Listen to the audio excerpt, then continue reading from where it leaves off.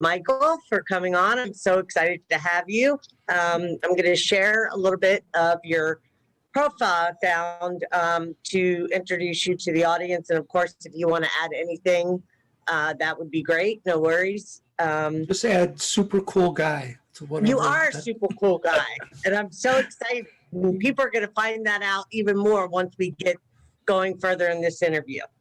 Michael Lee Hill is an award-winning artist and musician who was personally selected by Steve Vai, is that right? Yes. As the winner of the Steve Vai Banez Guitar Challenge. As a filmographer in his home state of Ohio, Michael has been cataloging video after video of unidentified flying objects over Lake Erie.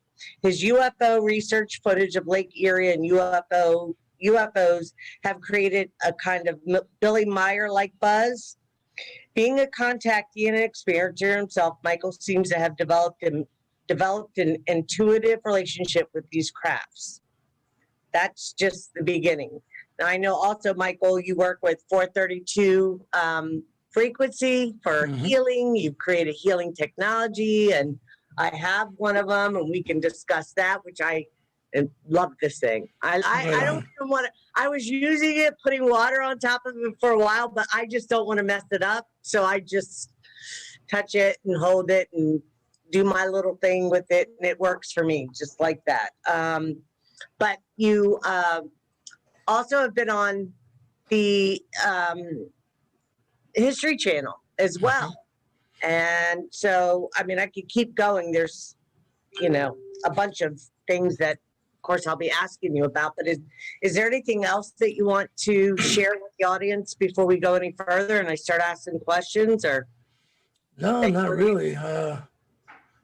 Just being close to Lake Erie, that's where it all started. And started some craft over Lake Erie and filming them. And some of my footage went viral, and that's what led to the History Channel. And that whole thing is actually, what led to them asking me if I was cool with going to Boston to do an update. And I didn't know I was going to have my medical and blood work done, but that's what led to a Harvard professor. His name was David Systrom. And on that show, it's called UFO Hunters, season 1, episode Alien Contact. And it was revealed I didn't have normal human blood. Believe me, that sounded as weird to me as it does to everyone else. I was like, wait a minute, what are you talking about? Is there something? This isn't a TV show anymore to me. What are you talking about? Like, is there something I should be worried about? And he said, what do you think unknown means? Kind of not even nice about it. He said, if I had to place a guess, I would guess that there was some type of virus that is unknown to mankind that's tricking your brain into releasing these massive amounts of creatine kinase. The normal amounts of that enzyme is 25 parts per liter of blood. And they found 2,100 parts per liter of blood. And what I found out is the higher the level of creatine kinase, the more electrical capacitance you hold at a cellular level. You could look at that as prana, or healing energy. And that's because the brain releases creatine kinase to facilitate healing. So if you ripped a muscle or had a heart attack or whatever, your brain releases more creatine kinase because it brings oxygen to facilitate healing. So that all led to actually meeting the Annunaki in 2008 and then saying, we want to talk to you about your blood anomaly that was released on the History Channel, because it's truly an indicator that you are of our hybrid bloodline known as the Nephilim. And they said, we were once known in your past as the Anunnaki. And they said, you were known in your past as Enki, the water bearer. And trust me, there was no ancient aliens on TV. I had no idea what an Anunnaki or a water bearer even was. It sounded pretty crazy to me, actually, but this happened in the real world. I met these people at a festival, and they showed me they weren't quite human because they could become faceless in front of me. And that's kind of their indicator, like, look, you're not dealing with a normal human here. So that's what started this whole journey of enlightenment, I guess you could call it, being given star knowledge. Michael, do you mind sharing with us a little bit? Like, could you share with us a little bit about what they look like? What do they look like? What does the Anunnaki? Because there's, of course, many people coming forward saying that they've been contacted and so forth. And if I give any, what's the word I want to use? Any uh, belief in somebody's story, it's definitely yours. I don't know if the word belief, that's not the right word, but I definitely believe. I feel you. Yeah. Yeah. I will say I've never met an Anunnaki in their native state. In their native state, I heard that they're very tall. The females are about 9 feet tall. The males are anywhere from about 10 to 16 feet tall. And they're albinos, and they have pinkish eyes, and they have 6 fingers and 6 toes. I have never met an Anunnaki in their native state. I've met Anunnaki through their hybrid human bloodline, and many now I've met. And like I said, they have a way of letting you know you're not dealing with a typical person in one way or another. So when I've met them, they look just like you or I. They could walk by you in a mall and you would have no clue.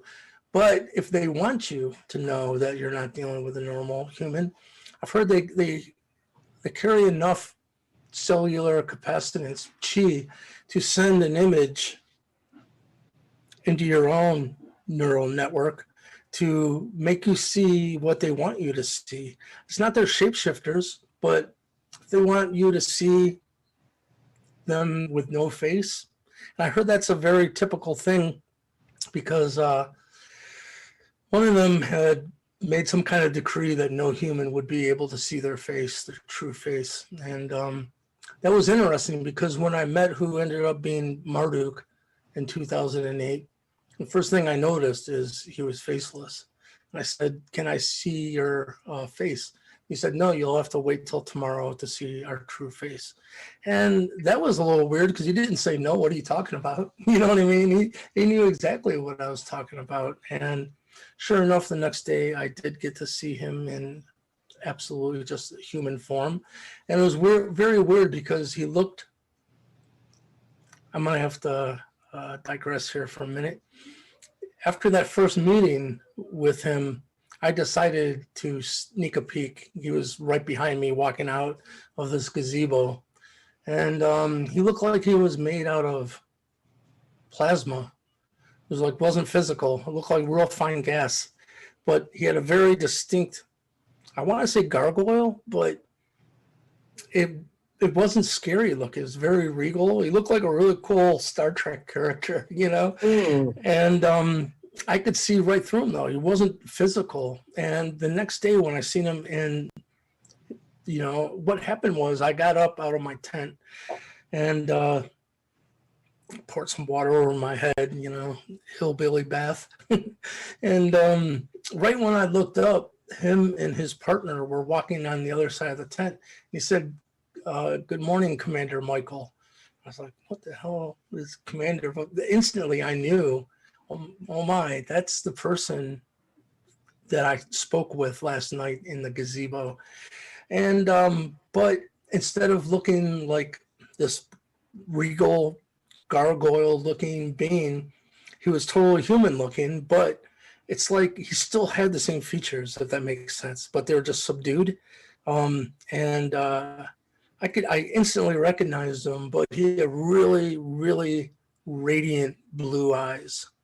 And so that's all I can say is if you meet one in the flesh, they might show you you're not dealing with a normal person by making you see what they want you to see. And if not, I would say look for very, very radiant blue eyes, almost abnormal, like their eyes are almost light, you know? Yeah. I've had some experiences, not quite to that extent, but I definitely, well, prior to us doing this interview, I shared some things with you, and I won't get into that, but it's interesting that you say that because this being that I was in contact with I couldn't see anything but from his. I couldn't see his face. I could only see his body and sitting in like a king's chair. Yeah. But his earth form was walking, and then it faded out into this. That's it.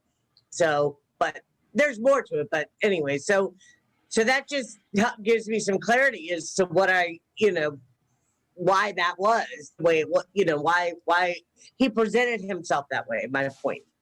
Anyway, Yeah, so yeah, I've heard that that's how they present themselves, period. I've heard from some insiders into, secret programs, and one of them said they entered a room and it was like an Anunnaki council, and they were all faceless. And it's very interesting where, but I can tell you, I've met some, because I call them Team Good Cop and Team Bad Cop. And they're both truly working in unison to hasten human evolution. But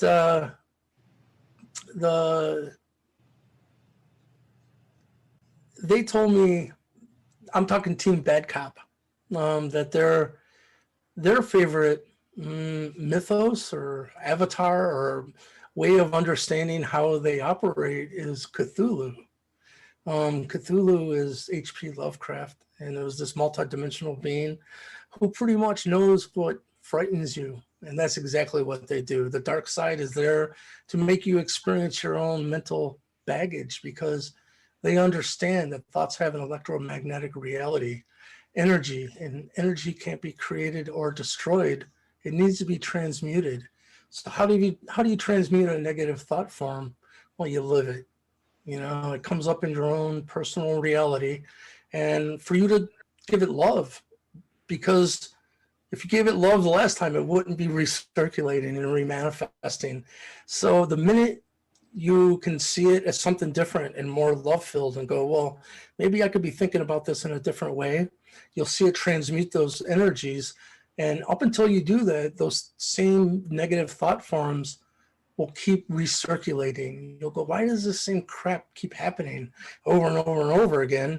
It's because you haven't transmuted those energies, and they will continue to recycle. So Team Bad Cop, it's like their spiritual role to dangle dark carrots, because they told me that their spiritual job is to make sure no one that gives their energy away to illusionary outside sources gets through the gate, So their job is to make sure you're sovereign, and you don't. So the way that they do that is they'll see if they can get you to give your energy away. But while we're on that subject, we might as well, if that's what Team Bad Cop is here doing, there's a Team Good Cop. Well, real quick before you share that, I heard you, and let me just tell you what I practice now. Is there something else available? Is there something else available? Right? Yes. Yeah. I do that ever since I heard you say that. I said, that's the simplest way that if I notice that I have reoccurring, that I can, and I'm telling you, it works. Thank you. Yeah, it changed my life. Yes. It really did. Well, it has. Yeah. I heard too, we can expand on that once you say, well, thank you for showing me what I got a fear stamp on, is there anything else available? Then, first of all, it's weird. I had this conversation with one of the Native American grandmothers, and we're talking about free will. I said, what they've told me is once you understand these principles, there is no free will. There's an infinite amount of probable realities from fear to love. But there's only one thought form that has the most love-filled outcome for everyone involved. And what does that have to do with free will? All you have is free will to experience what is not divine will. Right. You have to take the high road, the red road, as Indians call it. And it's not nothing. We all, were programmed to take a lower road, and it's going to be a trip back into the Maya, the illusion. To one extent, it might not be that bad, and sometimes I've heard it said that most are not so lucky to get to take the long way home. It's not a negative thing, but if you can focus, and what I've been told and taught to do is once you say what else is available, to close your eyes and mentally experience whatever your experience you're having of trial and tribulation. What would it look like in your third eye if it was heaven on earth? And what does it feel like? What does it taste like? What's it feel like to put that check that covers your bills into the bank? Feel it and experience it like you used to do as a child and daydream, and experience it to its fullest, and then let it go.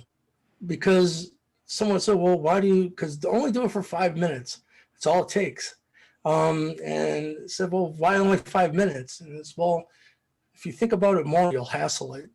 You'll start to think, I'm trying to change rock bed reality. And if you do that, guess what? It will sabotage it.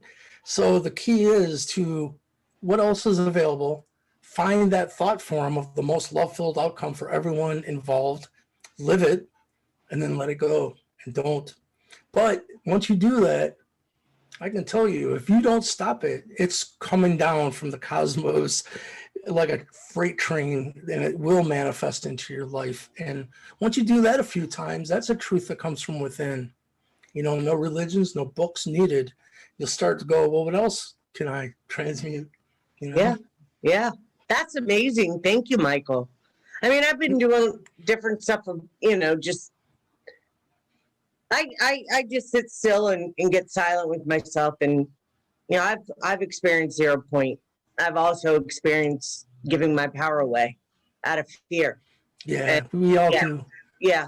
And then now rebuilding my energy back up and realizing that now that I know my own power, not in a grandiose way, but that I was able to return to my body when they were trying to take my soul out of my body and put it into another vessel. I consider myself a pretty powerful soul that has a whole lot of love, and that's what I'm here to offer, experience myself, and offer while learning how to grow my soul. To gain wisdom, because everything isn't all light and love and light and fairy tales. Like we can experience, I feel from a neutral perspective, that or something better. I don't need to learn from painful experiences any longer. And that, what you just shared is huge for me because, I think we're all looking for, yeah. Bring some peace. I'm sorry. No, it's all good. Maybe it helped me, and it's all, then you'll pass it along. We all just are passing it along. Well, I have a question for you, Michael. So what if somebody does end up, say, fail the test with the bag pop and give their power away or give their energy away? You get a do-over. Okay. You'll reincarnate, and you'll keep reincarnating, and no one's ever left behind. Yeah. But I'm saying if that happened to somebody in this lifetime and they realize what they did and they take their sovereignty back, I mean, are they not, they have to cross over and come back again in order to be given the opportunity again? Is that what you're saying? No, it's not an event by event thing. It's obtaining the rainbow body. The Native American Indians look at, and the Tibetan monks, the rainbow body. One of the grandmothers told me, she said, to those of us that have the gift of sight, you've become the whirling rainbow. She said every chakra has a double tetrahedron, or Merkaba, within that chakra. And when it spins, if it's spinning freely and unencumbered, it emits light. And it's from red in the root to purple in the crown, and all the colors of the rainbow. Every chakra has a different color, but it only illuminates when it's been cleared. And there's 7 colors of the rainbow. So breaking the 7 seals, right? So once the 7 seals are broken, but think about it this way. Let's say 6 of your chakras are clean and balanced, but there's 1 that you still got work to do. And let's say it's your root chakra. So you're experiencing all kinds of keeping a roof over your head and abundance issues and stuff. If spirit all of a sudden gave you all this extra manifestation ability, you probably go to what you still have a fear stamp on and manifest the crap out of it. So spirit is smarter than that. No extra manifestation ability is ever given until you've showed the universe, and there is a council that of light and dark. You know, like I said, the dark is going to see. It's all about self-inflicted suffering through your own free will, and it's. But the flip side of that is the light will test you to see what kind of love and compassion you bring to any suffering that comes your way. And those two teams will, on everyone's death, you'll be brought before that council. And some of us during life, you'll be brought before that council. They call it the halls of Amenti in the Emerald Tablets of Thoth. And so I'll tell you what, for me, because I was brought before that council at the Sundance, and it's almost easier to get past the dark. You know what I mean? Like sooner or later, you go, well, no, you know, that's. But what kind of love and compassion do you bring to any suffering that comes your way? And it's tricky. And matter of fact, that's what Yahweh. You know, I didn't even so out of my belief system, but I met him. And it's musical codes, by the way. YHYW is the accurate acronym. And those are musical notes, but we can get into that. I would love to get into that. That's probably absolutely amazing. I mean, I hope to have you on again because you're just a walking plethora. Let me tell you about that. You know, and experience and wisdom, and there's so much. I mean, well, go ahead. I want to hear. Go ahead. I was going, because I've never shared this before. It just happened. I was going through some of my files, and you know, from the NSA remote viewers, I seen this file and it said YHYW .mp3. I'm like, what? I don't remember ever getting. Is this A.R. Borden talking about Yahweh? You know, like I couldn't figure out what it was. So I played it, and it went, na, na, na, na. That was it. And I went, wait a minute, YHY. So, na, na, na. The first and third note are the same. It's musical notes. And for every chakra, you sing that same musical phrase. So I was talking to Yahweh. He's a very prominent chief of the Dakota right now. And I said, Chief, I found out, because I asked him, by the way, I said, spirits leading me to the information, because I found out the name Yahweh is known to the Cherokee and the Iroquois long before the Bible. The chief Yahweh was this chief who sat in the middle of these two councils of war and peace chiefs, or seven lords of light and seven lords of darkness, or team good cop, team bad cop, whatever you want to call it. So I said, Chief, you know, spirit's leading me to understand that you are Enlil, Yahweh, my brother. He said, yes, I've done some pretty messed up things. And that was shocking right off the bat, you know. I was like, wow. I said, well, haven't we all? And he said, yeah, but no one knows who Enlil or Yahweh is anymore anyhow. So I just go by Chief. So now I'm asking him as Yahweh. I found out Yahweh is musical tones, and I told him the story I just shared with you, and I went, na, na, na, na. He went, yes. Those are a lot of our sacred songs, he said, begin with that musical phrase. It's how we create medicine and can heal the human body. Oh, that's lovely. Isn't it beautiful? Yes, that is. Wow. That's beautiful, Michael. Wow, I just got a message from myself. Okay, well. For real, it says Michael Lee Hill. I just made a brand new video today. By the way, if anyone wants to see it, I'm very proud of it. Go to my YouTube channel, Michael Lee Hill, and it's called 432 Hertz, A Key to the Universe. And it's updated. But it Maybe we just, could switch that and play that when we go to the break. oh, I'll very pull it up cool. and send it. Yeah. I'm Um, very proud of it, and I think it's prominent. But yeah. So me and the two brothers, right? I am Enki here on this planet in this human meat suit, and but I'm really cool with Mike. Actually, I found out both of those.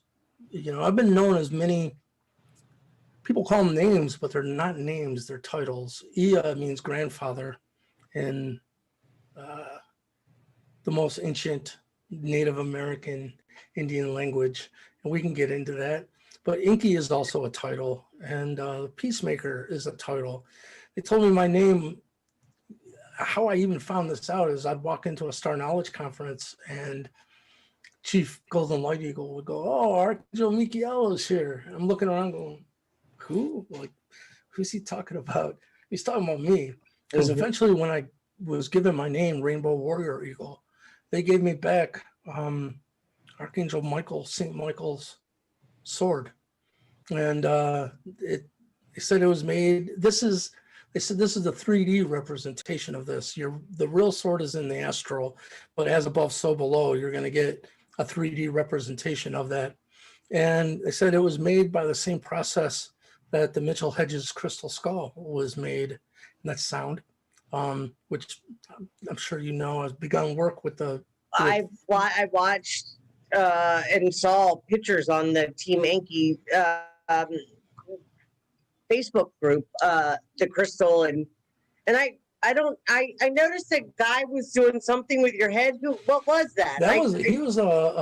He's like a guru, martial artist slash spiritual head tweaker. Yeah, right. Like but at that time, that's years ago, and he knew I had a shoulder problem going on at that time.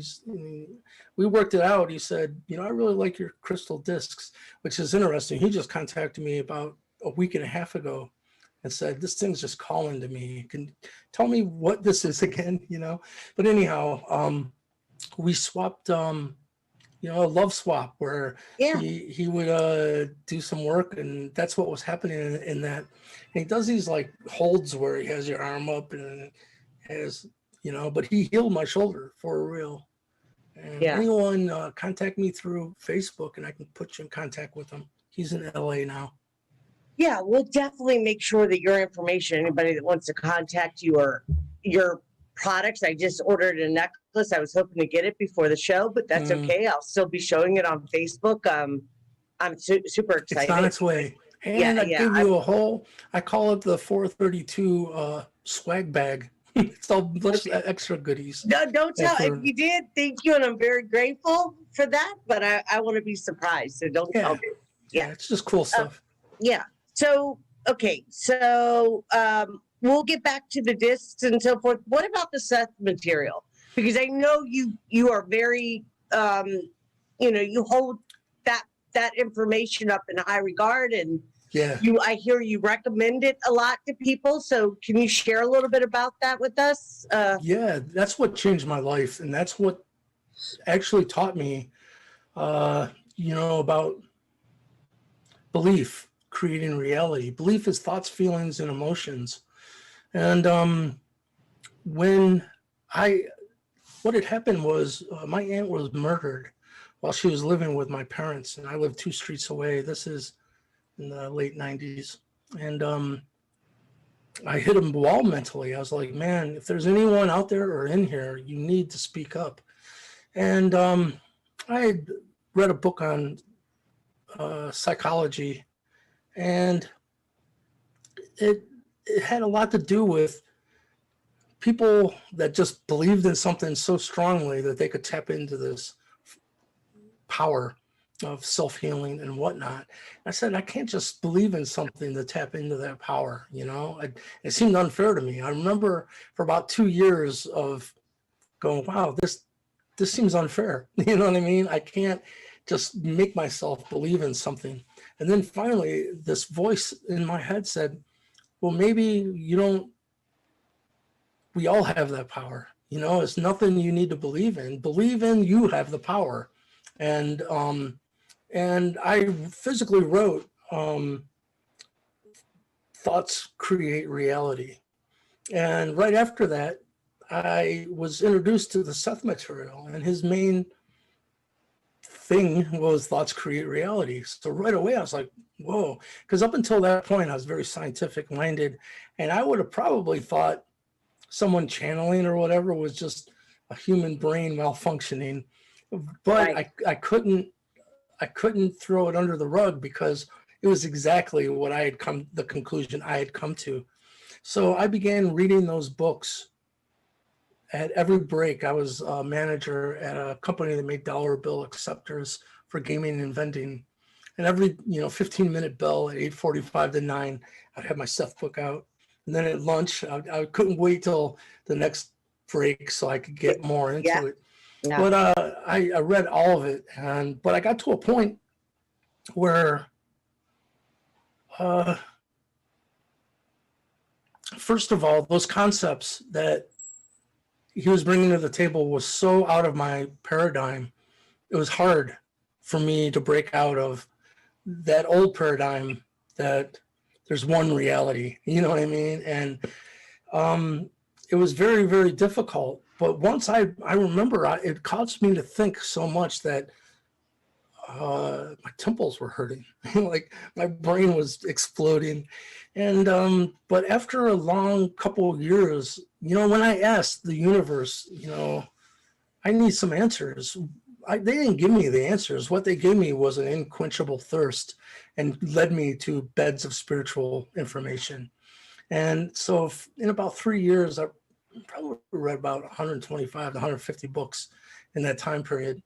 And I started to understand the principles very well. But at a certain point, you got to go, well, yeah, I understand the principles, but it's a whole other thing to start implementing those ideas and start weeding the fear and doubt out of your own belief system. And it's not easy, because Can you, I don't mean to interrupt you, but I know that's that all there are good. people, well, I imagine that there are people that if they're not listening now, they will visit this video and watch it at some point. And a lot of people don't know what the Seth material is. What is it? What is it exactly? That It's a woman named Jane Roberts, and she was teaching a psychology class, and part of the class was on channeling. And at the beginning of it,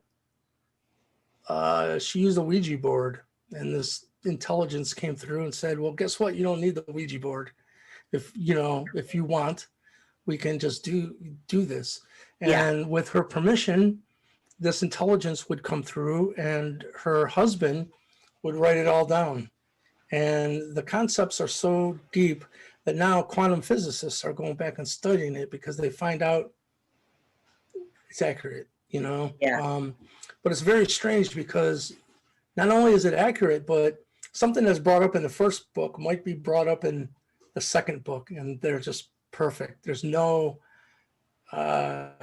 discrepancies or whatever.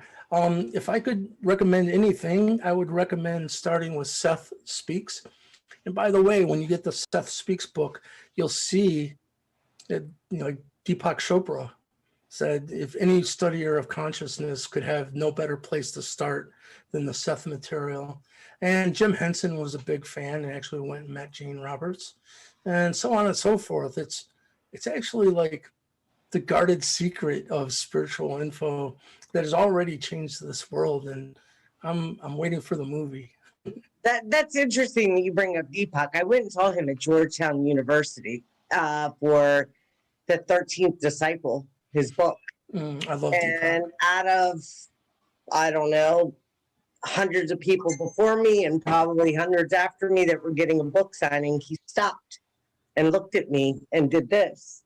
And yeah, he recognized. And Right on, it wasn't right on. coincidence that I was there for that particular book. So I thought that was quite interesting. And I've always taken a great deal of interest in his work and so forth. So yeah, I feel like, yeah, if Deepak Chopra is showing interest in her work, then Mhm. yeah, You I know think who else did the movie with Robin Williams, What Dreams May Come? never That's seen it. all Seth material. It's very good. Really? What's Yeah. it called again, Michael? I'm sorry. What Dreams May Come with What dream? Robin I'm gonna look it Williams. up. I never seen it. Yeah, it's a fantastic film. Yeah. Okay. So can we because I could talk with you all night long, and I know we only have so much time, and I want to get and pick your brain as much as I can before I have to let you go. However it flows. Yeah. I don't mean to say, you know what I mean, not pick your brain, but um, I'm super excited. And again, I'm just going to put it in there right now and in your consciousness that at some point in a few months, I would love to have you come back Oh yeah. because I know some big things are going on. You've got some events coming up too. And that's another thing I'd like to have you share in case people are interested and finding out more about your work and your material and your creations and so forth. Okay, so we talked about the Seth material. How about heart math? What is heart math, Michael? Well, when I was brought into the NSA remote viewers secret division that does reverse engineering, and I ended up being part of a 7-member team that was put together by the head of that group. And we did a lot of work in 2012 to bring in a different timeline because all data was pointing towards a doom and gloom ending in 2012.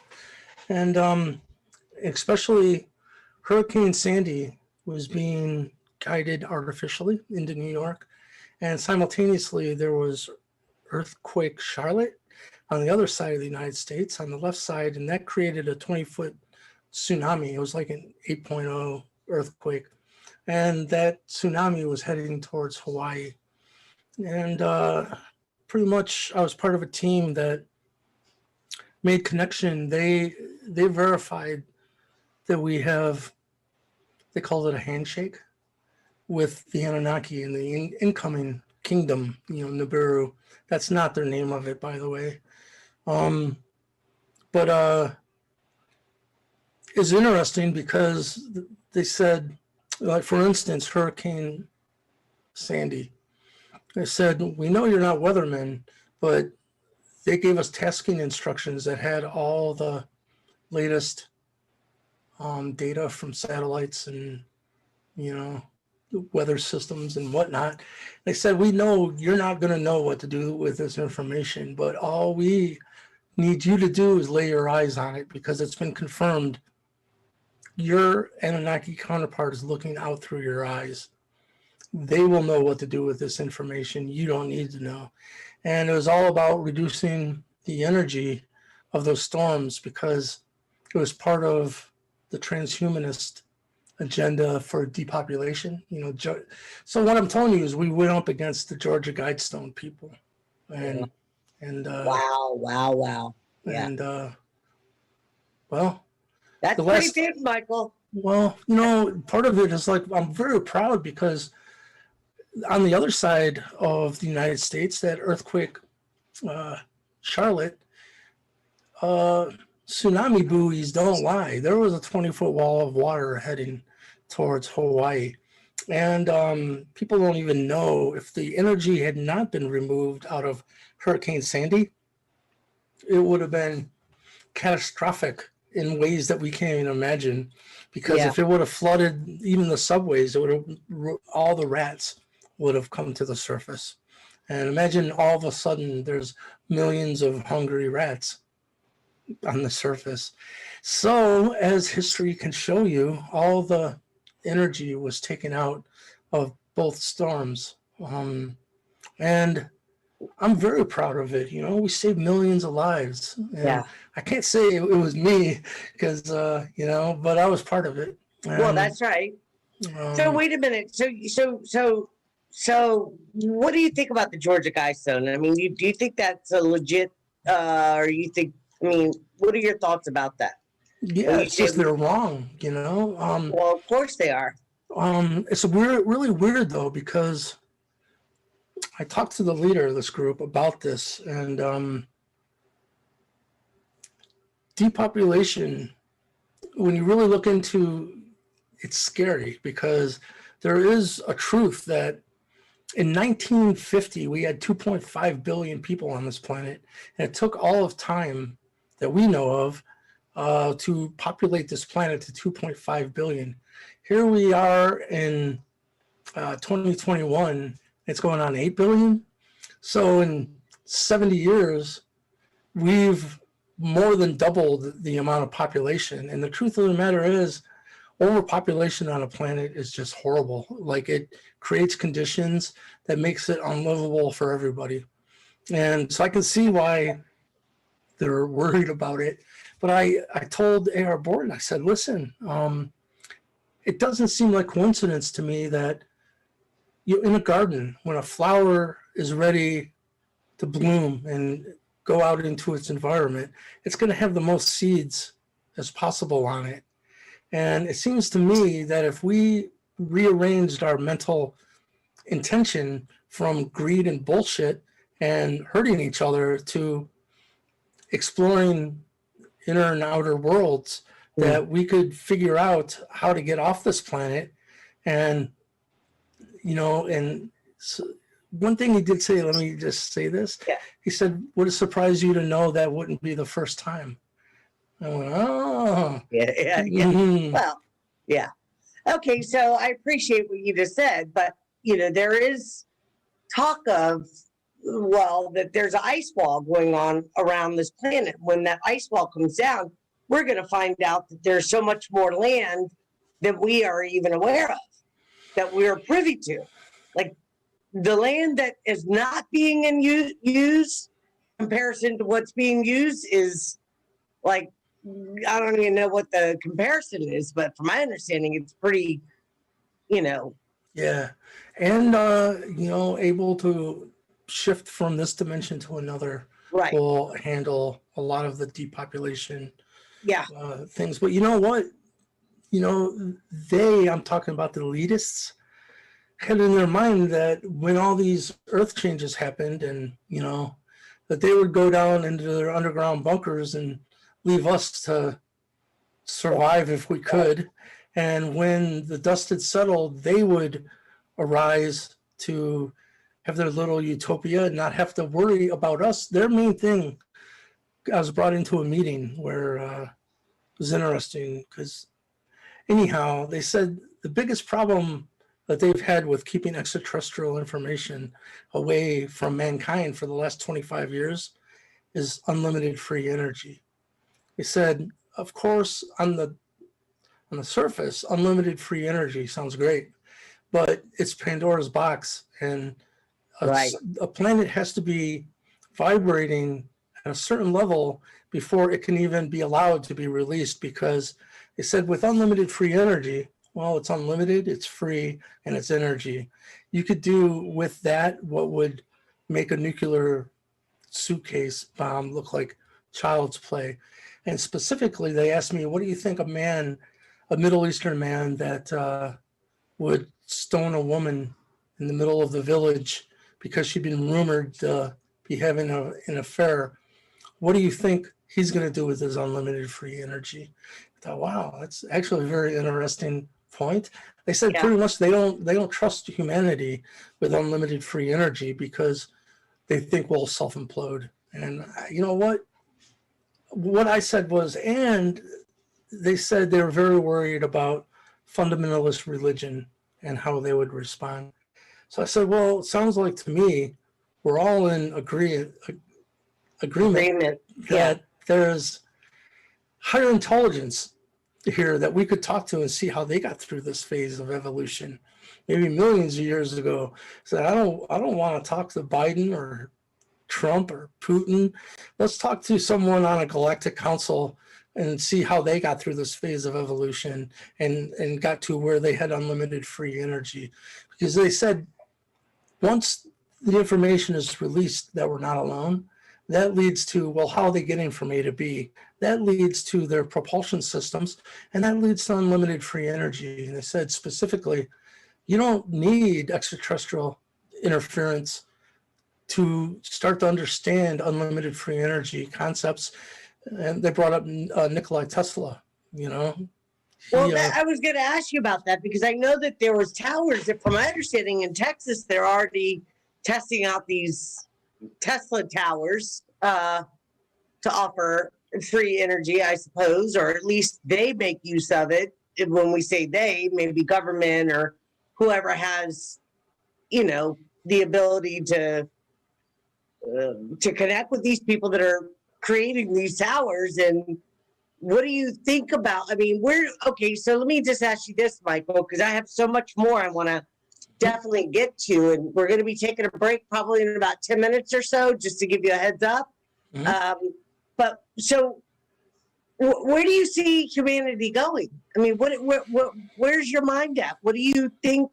Because I'm all for the becoming a learned being and spiritually evolving and mastering myself in order to be able to, you know, co-create with people like yourself and others for a unified agreement of, that we at least can be respectful and honor one another and sharing this space we call Mother Earth, rather than this war and damnation and Yeah. all the nonsense that's going on. I mean, yeah. Everything that I know is we are heading into the next golden age. And for that to happen, though, like I said, energy can't be created or destroyed. It needs to be transmuted. So, nothing can be transmuted until it's drug out into the light. And things are being drug out into the light right now. Oh, absolutely. What they told me is it's all about becoming a galactic society and joining that larger society. And they said, when you find out the Native American Indian mound builders culture specifically is the lost tribe of Israel, Sangreal, Holy Grail bloodline. And that bloodline has been persecuted by this evil machinery worse than any race on the planet. The largest genocide on this planet was committed against the Native American Indians. Some say 80 to as high as 100 million. And these are the people that truly know how to live in harmony with Mother Earth and not abuse and learn how to garden and agriculture. Everything we know, even corn, came from them. And so what the Anunnaki told me was moving into this galactic society, it will not come through any kind of governance that we know of on this planet, whether it's Biden or whatever. It'll come through the Native American Indian voice. And that seems even like a really tall task then, Well, how is that going to happen? Well, I want to share some really good news with you is if you go on Google and just type star knowledge and University of Ottawa, you'll see that the University of Ottawa in Canada is now teaching star knowledge classes. That's us. And the Canadian... Okay, wait a minute. Tell me that again, because I'm going to look it up myself, because I actually am looking into taking some classes. I want to upgrade my skill sets. I mean, I have some, my gifts, but well, I'll tell you what, I definitely want to get involved in a much bigger way. Yeah. Right on. University of Ottawa. OT Ottawa. OTTAWA, I believe. I spelled it right. Good job, Ida. Yep. I know and Chief Golden Light Eagle. Yeah. I got to share this. I was adopted and I didn't know of my almost pure blood Seneca connection. So I'm not used to, being around Native American Indians. So when I first met Chief Golden Light Eagle, I kept calling him Chief Gordon Lightfoot. And I had to make myself stop. I'm like, I'm going to call him that one day by accident. He probably laughed at that though. We become close and we have a good time. But the Star Knowledge conferences began in 1996 and Chief said, the Native American Indians had got permission to reveal their thousands of years of contact with star beings and what they had learned. And star knowledge is truly the knowledge of how light and sound create physical reality. And so that began in 1996. And I've been brought in as a keynote speaker for the Mound Builders Seneca bloodline, which it all makes sense too, because when you start to put the pieces of the puzzle together, like Edgar Cayce, a lot of people know he did a lot of prophecy on the Atlanteans and the Hall of Records under the Sphinx's paw and whatnot. Well, not a lot of people know. He also said what happened to the Atlanteans. And he said there's actually three earth changes that took out Atlantis. There's one 51,000 years ago, and some of the Atlanteans went to the right into the European location over there. And specifically because that time in 27,000 years ago is the biblical deluge, the flood. And again, some of the Atlanteans went to the right and went into the Basque area. And so you'll find the bloodline there. But the elders stayed behind with the sinking ship, so to speak. And that was 10,500 years ago. And for the first time, they went to the left.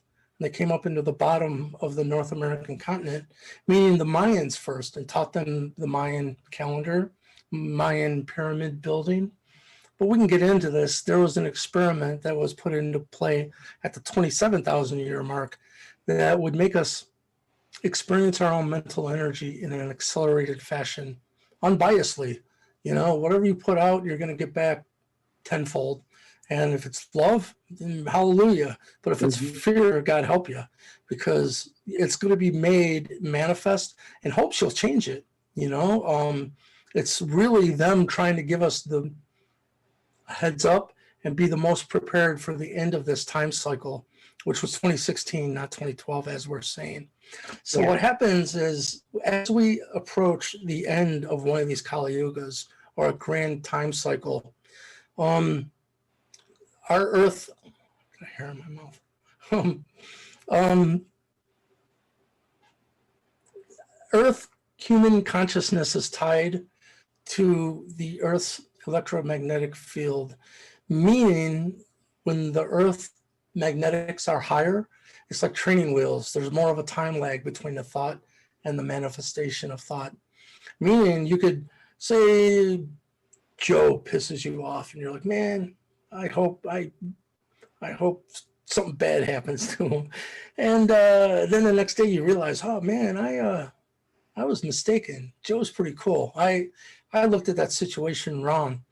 Well, if there's a time lag between thought and manifestation of thought, they have to have a handshake to manifest. If you change your mind, then it won't manifest.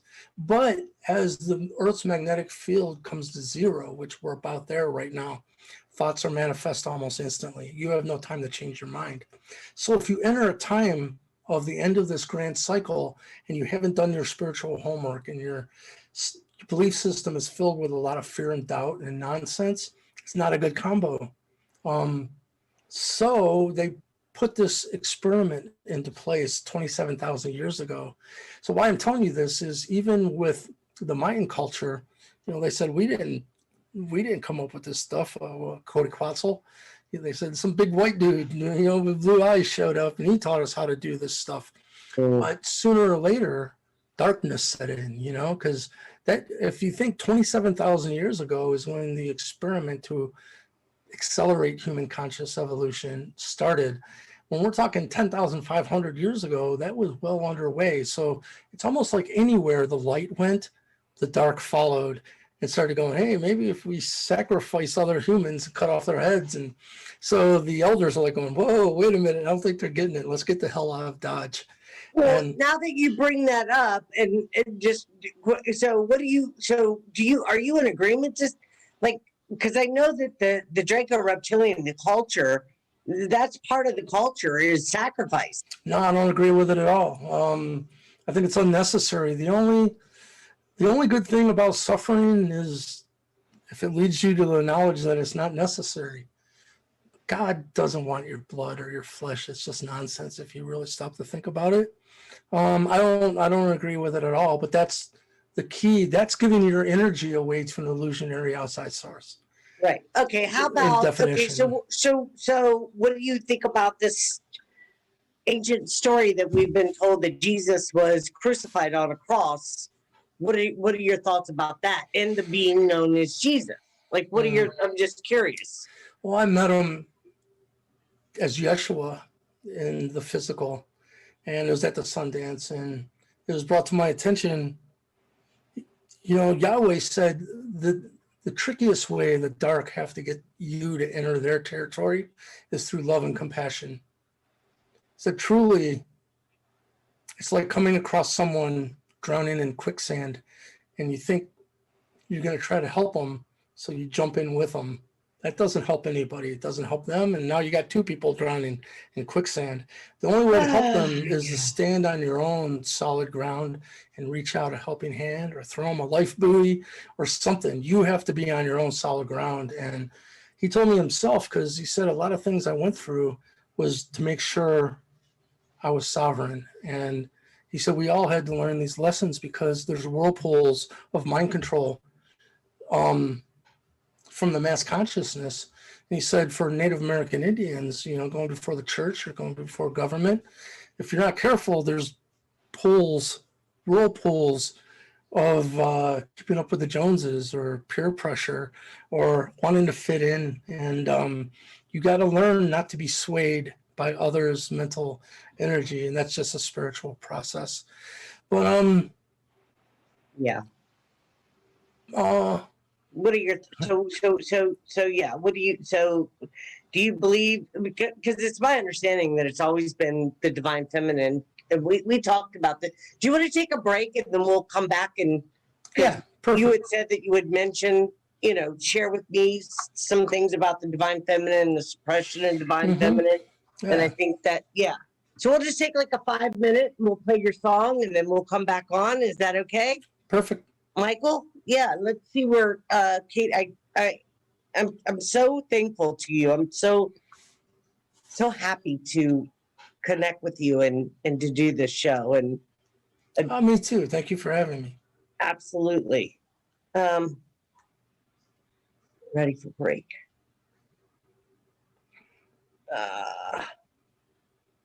Okay. I don't know if she's Katie is the producer, guys. So, you know, that's what I'm doing is contacting her to let her know we're going to take a 5 minute break and you guys can enjoy Michael's new latest song that he created. It's actually not a song. It's all the information that was given by the Annunaki on the 432 subject. Oh, okay.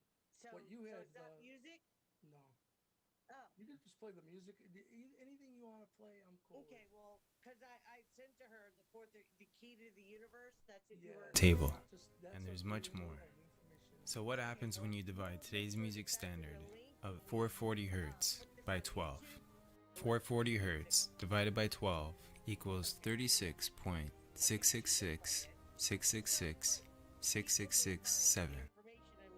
So what happens when you divide 432 Hertz, known as Verdi's A, is an alternative tuning that is mathematically consistent with the universe by 12. 432 Hertz divided by 12 equals just 36. I heard it said perfectly that 440 Hertz is pretending to be sacred geometry. What I'm saying to you is you should give it to somebody that don't know any better, because that's a fugazi, all right? The 440 Hertz is the closest one can come to the real thing while still being an imposter. 432 Hertz divided by 12 equals 36. Why 36? Now if we add these numbers together, 3 plus 6 equals 9. 432 Hertz equals 369. There are two ways of expressing the same thing. The real thing. Why 432 Hertz? In 1936, the American Standards Association recommended that the A above middle C be tuned to 440 Hertz. This standard was taken up as the international concert pitch. I wonder why. Believe me, they know exactly what they are doing. If one should desire to know whether a kingdom is well governed, if its morals are good or bad, The quality of its music will furnish the answer. Confucius. Music based on 432.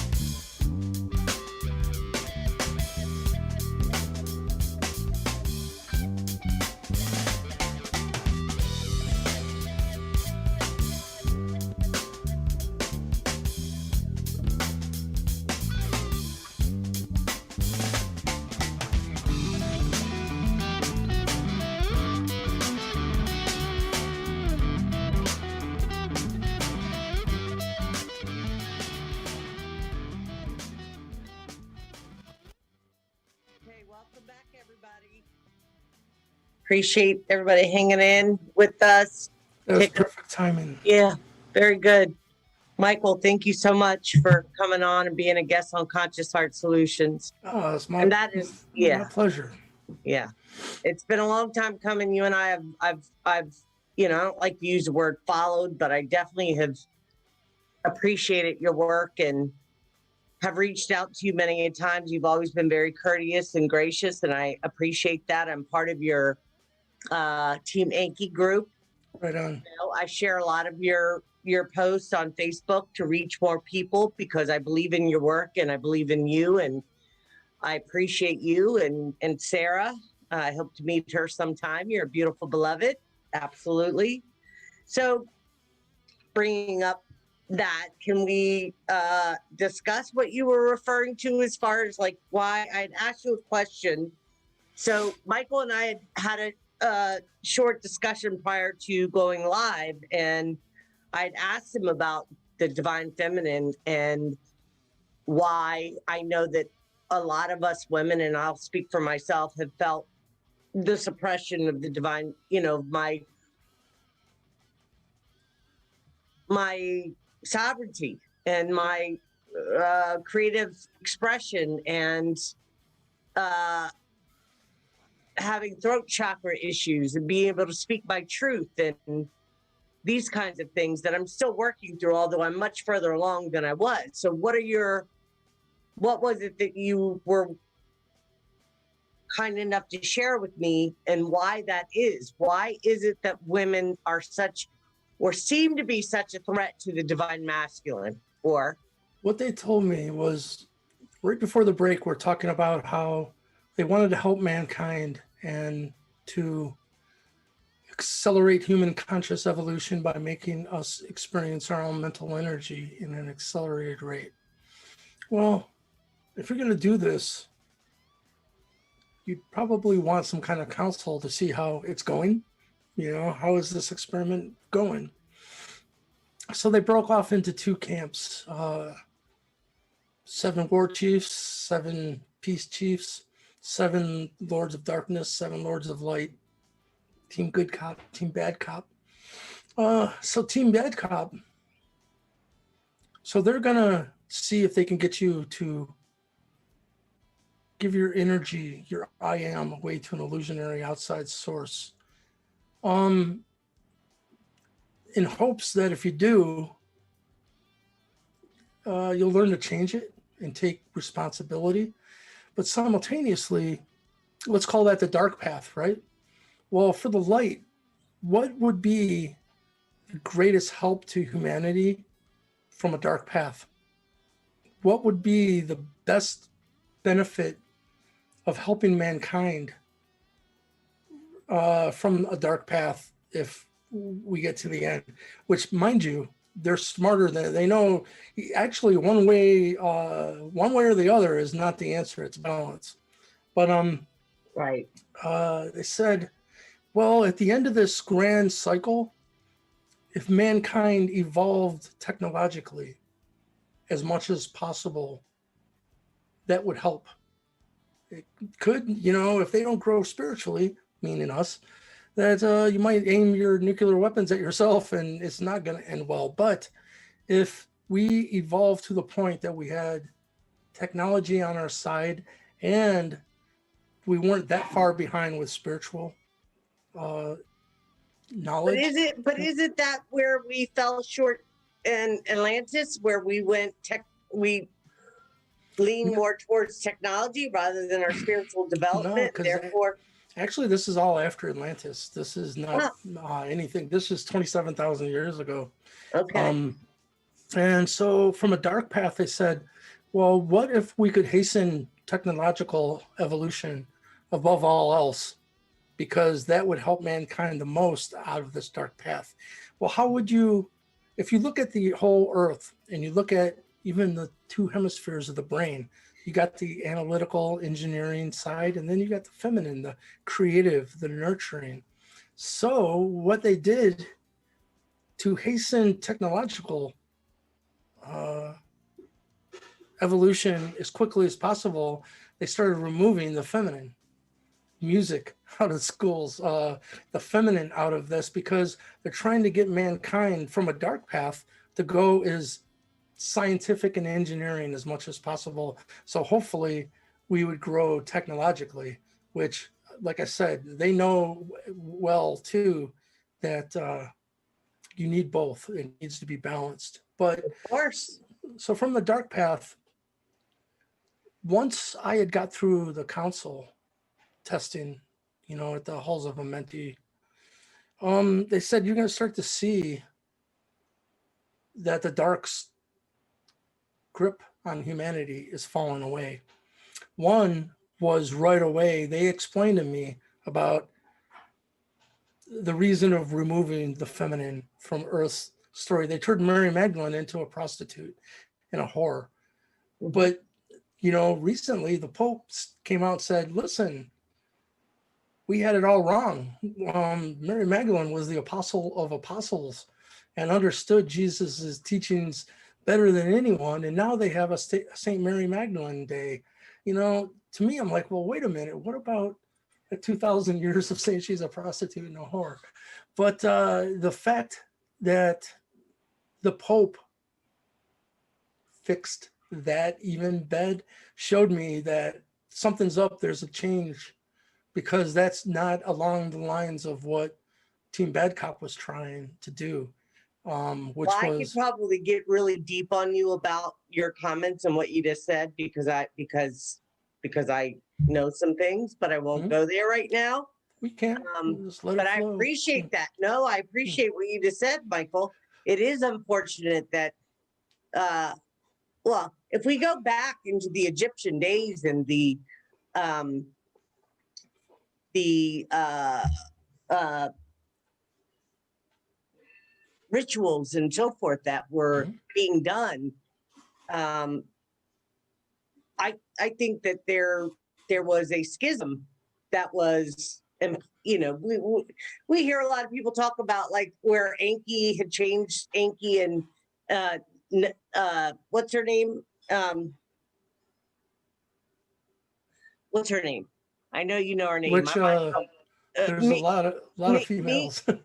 yeah, no, well, he was working with his sister and recreating, if we go into the Sumerian text and give any validity to that Actually, I story. heard she was the brilliant one. I was just riding her Nimma, coattails. Nimma, that's her Yes. name, Nimma. Yeah. And but women have been, and again, I'm not, sitting here like, like, because men have been also victimized and so forth, but there's something that I've been looking to get to the bottom of, and I don't know, and I'll continue to ask you. Maybe in a couple months you'll have a different perspective or come across more information, as I will reach out to other people, and more importantly, go within my own self to get clarity on it's almost like there's this innate hate, and I don't even like to use that word, from men toward, not all men, of course not all men, but a particular stream of consciousness towards women. It's a dark path. That's what the dark path did, It's was just to so, yeah. remove the feminine from our cultural story, and it was on purpose, and it is the hasten technological evolution for mankind, and that was the most best possible outcome from a dark path. And any man that would do those things have taken on a dark path. They're walking the dark road, um, and the same thing with unlimited free energy. I can tell you, when I was brought into that meeting, it was in 2016, and Elon Musk was not anywhere as prominent in our world reality as he is right now. And right when I started to see the release of unlimited free energy to this planet, I knew the dark had lost their, because it's like King Solomon. If you're familiar with King Solomon's story, once he went through this vetting, the dark had to do his bidding. And he had the ring that, they had to build his temples and churches and whatnot. Same thing, they said that once you've been vetted and been termed rainbow or eagle status, that's, my name is Rainbow Warrior Eagle. And my name is Rainbow Warrior, but it was given to me by the Eagle clan, which is actually interesting. That's Enlil's clan. So when Enlil's clan deems someone of the Serpent clan or the Deer clan, the Stag clan, uh, let's just take Serpent though. When the Eagle has deemed the Serpent clean, it's the plumed serpent. It's the feathered serpent arises. So I think seeing the dark fall away after this is exactly what they told me. Keep your eyes open, because you're going to see changes, that the feminine being returned. And that's a huge thing that's going to happen, is now the sun dance is going to be morphing into a brand new moon dance. And where, imagine if mankind is freed with King Solomon's treasure and the Templar treasure and the Mormon treasure, which is a whole different story. But and mankind's freed to moon dance. That's going to be our job, because something is coming in 2036, and it's common Apophis. And if we don't change, I'm just telling you, this is Yahweh's thought on it, that if mankind doesn't change our materialistic greed outlook and not taking care of Mother Nature, Comet Apophis is said to strike this planet in 2036. I know it sounds like nonsense, but it's not.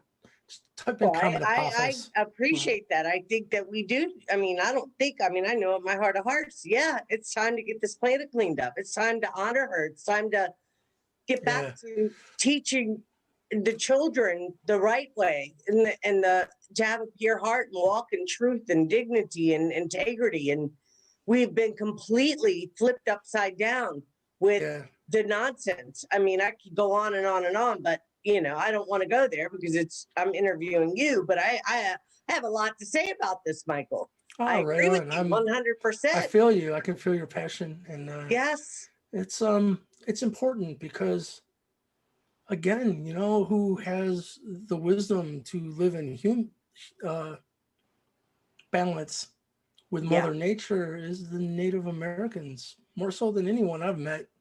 And I'll tell you what, is very strange coming from, like, I don't know if you ever seen that Val Kilmer movie. I think it's called Thunderheart, where Mm-mm. he's a Native American Indian, but was grown up as a white guy, goes into the FBI, and he has to go to an Indian reservation. Doesn't even know he's the reincarnation of like this revered chief from the past. But they're Wow. like, oh, it's Mr. Instant Indian. It's kind of how I felt, you know, like all Yeah. of a sudden. But uh, I went into these Star Knowledge conferences where all these elders and chiefs and grandmothers would be there, and how the men treated the women was beautiful. So much respect, and how the youth treated the elders.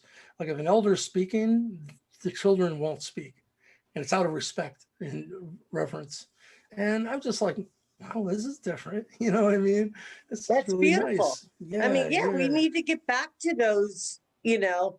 I mean, I'm half Arabic, I'm half Palestinian, Irish, Scottish, but you know, I grew up here. You know, both my sister and brother married Arabs. I did not. And I look at everybody, I don't see people for their color, race, gender, or yeah, religious. I never have.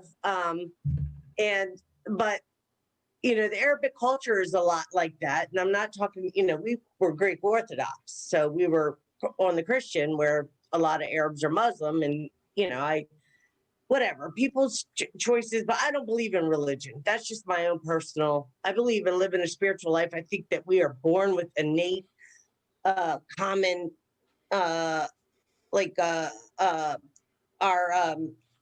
having a consciousness and our morality, like like there, you know, there is a when we're doing something we know we shouldn't be doing, that's not very kind to ourselves or others. When you have a consciousness, you know you're doing something wrong. Now, there are times when we look past that. There was a time, should I say, I'll speak for myself, where I ignored that because I wanted what I wanted. And I compromised myself, I compromised other people. Of course, it's been, you know, I don't live anything like that since I've had my awakening, but I had to go through some nonsense to really yeah. realize Well, it's this good isn't that the you've way to been. go. It's nice. Not a lot of people can grow out of it. You know, Well, but me and I you, wouldn't we, have it any other way now, Michael. I'm so thankful. As much as I resented what I went through, like what I was sharing with you earlier, I don't want to get into. I resented it. I was angry. And I'll tell you, it messed like my heart chakra was. I don't think my heart chakra has ever been truly blocked because I've always extended love, kindness, and compassion to people my whole life. It's just part of my innate makeup. It's just the way I am.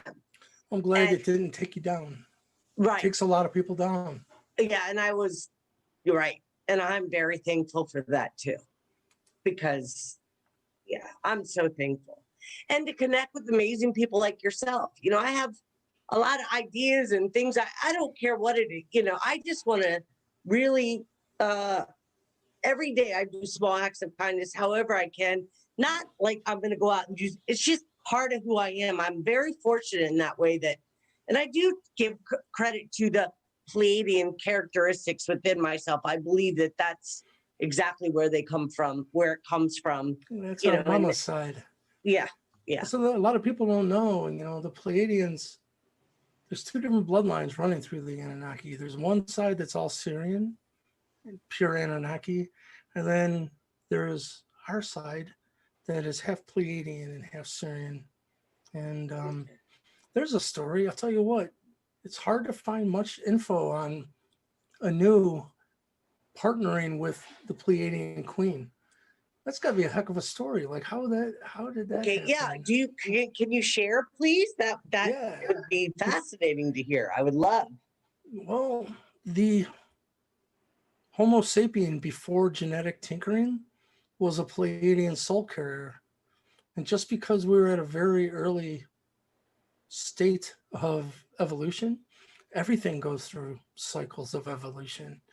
And I can guarantee you, even with the Pleiadians using their future sight to see, you know what, there's not enough time before the end of the cycle for mankind to purge its shadow.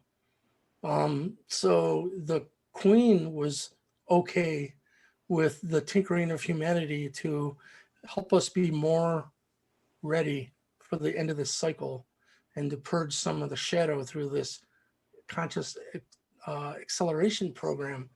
But you can imagine her being very, very interested in what's going to happen with her children. So yeah, I can see why she would partner with Anu to have a direct hand in overseeing the creation, not only the creation of Homo sapien, but the education through Enki. Michael, you know, when I had my awakening, my DNA activated, I had a Kundalini activation, and I heard the words, "They're killing and raping my children."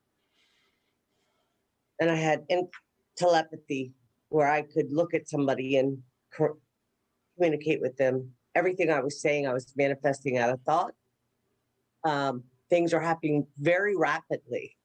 But I'll tell you, I'll never forget that when that, Yeah. okay, I mean, She's and then I fierce became like that. awakened to all the things that were going on.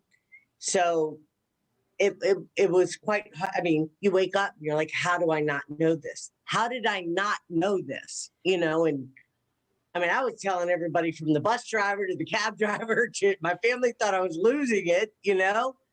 But yeah, so now that you just said that kind of gives me a little bit more understanding because I mean, I know Anu had Enlil's mother and then Enki's mother, which is the Yeah. Pleiadian. Okay. Mhm. But I don't think that the, well, and like, for instance, Enki being the first son, although Enlil became king because he was the full Yeah. bloodline. That's what And they I, told me when I met them. Is the succession of kingship was all based on the processional cycle, which we need to get into that. They told me that the processional cycle, the reason all these ancient societies were so interested in the age of Aquarius, which the age of Aquarius, the man holding the buckets of water, it's Enki. Enki was always depicted with buckets of water or water erupting from his shoulders. mhm. So the age of Aquarius is the age of Enki. And they told me the very second we entered the age of Aquarius, this experiment to accelerate human conscious evolution was done and over with. And we'd either have learned what we needed to, or we got close enough, which thank God we got close enough. But they said the way that their succession of kingship would change with the second we entered into the age of Aquarius. Also, how they relate to mankind. So they said up until this point, this conscious acceleration experiment was underway. And imagine now, though, that we're in the age of Aquarius, which was 2016, as we were saying. Now, all of those angels on the sidelines, they now have a new job. And it's not to, if you show fear and fear wears many masks. It was their job to make you experience that. That's not their job anymore. Their job now is they can't make you do it, but if you just take a little baby step in the right direction, they'll arrange the chess pieces on your board to make it as easy as possible and ripple free as possible. But we all have to take our own steps. No one can do it for us. That's right. You Yeah. you got to do it yourself. But we all have a tremendous army behind us, but we just got to break the programming. We've been so programmed by our schools and everything to, Well, you know what I'm that's my saying. hope is, yeah, that especially with, you know, the Star Nations and the different tribes and so forth coming together. And, if I'm not going to say if, because I believe it in my whole heart that there will be funding released in order to get us Yeah. moving in a different direction. And, I've all my life have said, I mean, the only thing I've ever really wanted money for was to help other people. I mean, I live a pretty simple life and I'm okay with that. It's time to Yeah. get the planet cleaned up. And, I want to come and meet with you and Sarah. And I hope maybe one day you'll invite me. I'm only a couple hours from y'all. How many And hours? go to that place that you, what's it called? The waterfall? In Crystal River. Yes. The waterfalls And, are there. Yeah, yes. absolutely. And I want to meet my soul family. I want to connect with people. I mean, more than, just, I want to. We'll make that happen. Oh, thank you, Michael. Yeah, I it'll be really fun. do. It's, And I've been alone on this for a long time and I've reached out to many people and I've kind of, the more I've become aware of certain information and my own, I've had to pull back. And then I finally said, okay, Ida, you got to get out of your comfort zone. I've kind of been in hermit mode and just going through my own healing and processing and choosing to put myself first for the first time in my life. I mean, imagine that being the youngest of 12 kids, right? oh wow, Yeah, it's a large family. Yes. It's And just like my mom. My mom had 11 brothers and sisters. yes. You Okay, end up well, let's related talk to about. everyone. I'm sorry. You end up being related to everybody. Yeah. Well, that's right. That's right. I think you and I got a bigger relation than we're even privy to at this point to know. But I think I'm definitely looking in the right direction. I'll just say that. Yeah. Right on. Yeah. So let's talk about that because you have a pretty interesting biological father that some may not know. You want to talk a little bit about that? Are you comfortable with that? Or Yeah, it is what it is. I've been sitting on this info for 12 years and, it's getting to the point. We're all getting older, and I'm to the point of going very public with it because time is short, but it's Eric Clapton. I was adopted when I was only a couple days old. And I just, to me, my parents, I'm very close with my mother and father that raised me. And I never really had an issue of being adopted like you see on TV, like kids Yeah. crying. Yeah. I never felt that. It's like they're my mom and dad, so I was never, and I didn't know how I'd ever get in touch with them. But because of the History Channel, the Harvard professor, he said, this blood anomaly we found, if you can contact your biological parents, you probably should to see if this is something, genetic. So how did you find out? I went to his concert, by the way. I get off on 57 Chevys. That was my, long time ago. Of course, I'm in my 50s. So, but I really, everybody loved Eric Clapton, of course. Oh, yeah. Yeah. Being a guitar player, Yes. So, but how did you find out that he was your father? Like, how did you become aware of that? Because I knew my birth mother was actually on my father's side. It's very hard to follow, but my dad's sister's husband's daughter was Her daughter is my birth mother. It's really complicated. It's like a Jerry Springer episode. But so I knew I could contact my cousins on my father's side because they're actually my second cousins, if that makes any sense in Hmm. reality. Yeah. And they knew her, and it just was never the right time because my mother that raised me ended up, she got cancer. She's got the clean bill of health now. But it wasn't that important to me. I hate to say, like, to put anything on her plate more so than what she was experiencing. And it just didn't, I wasn't going to do that until she was okay.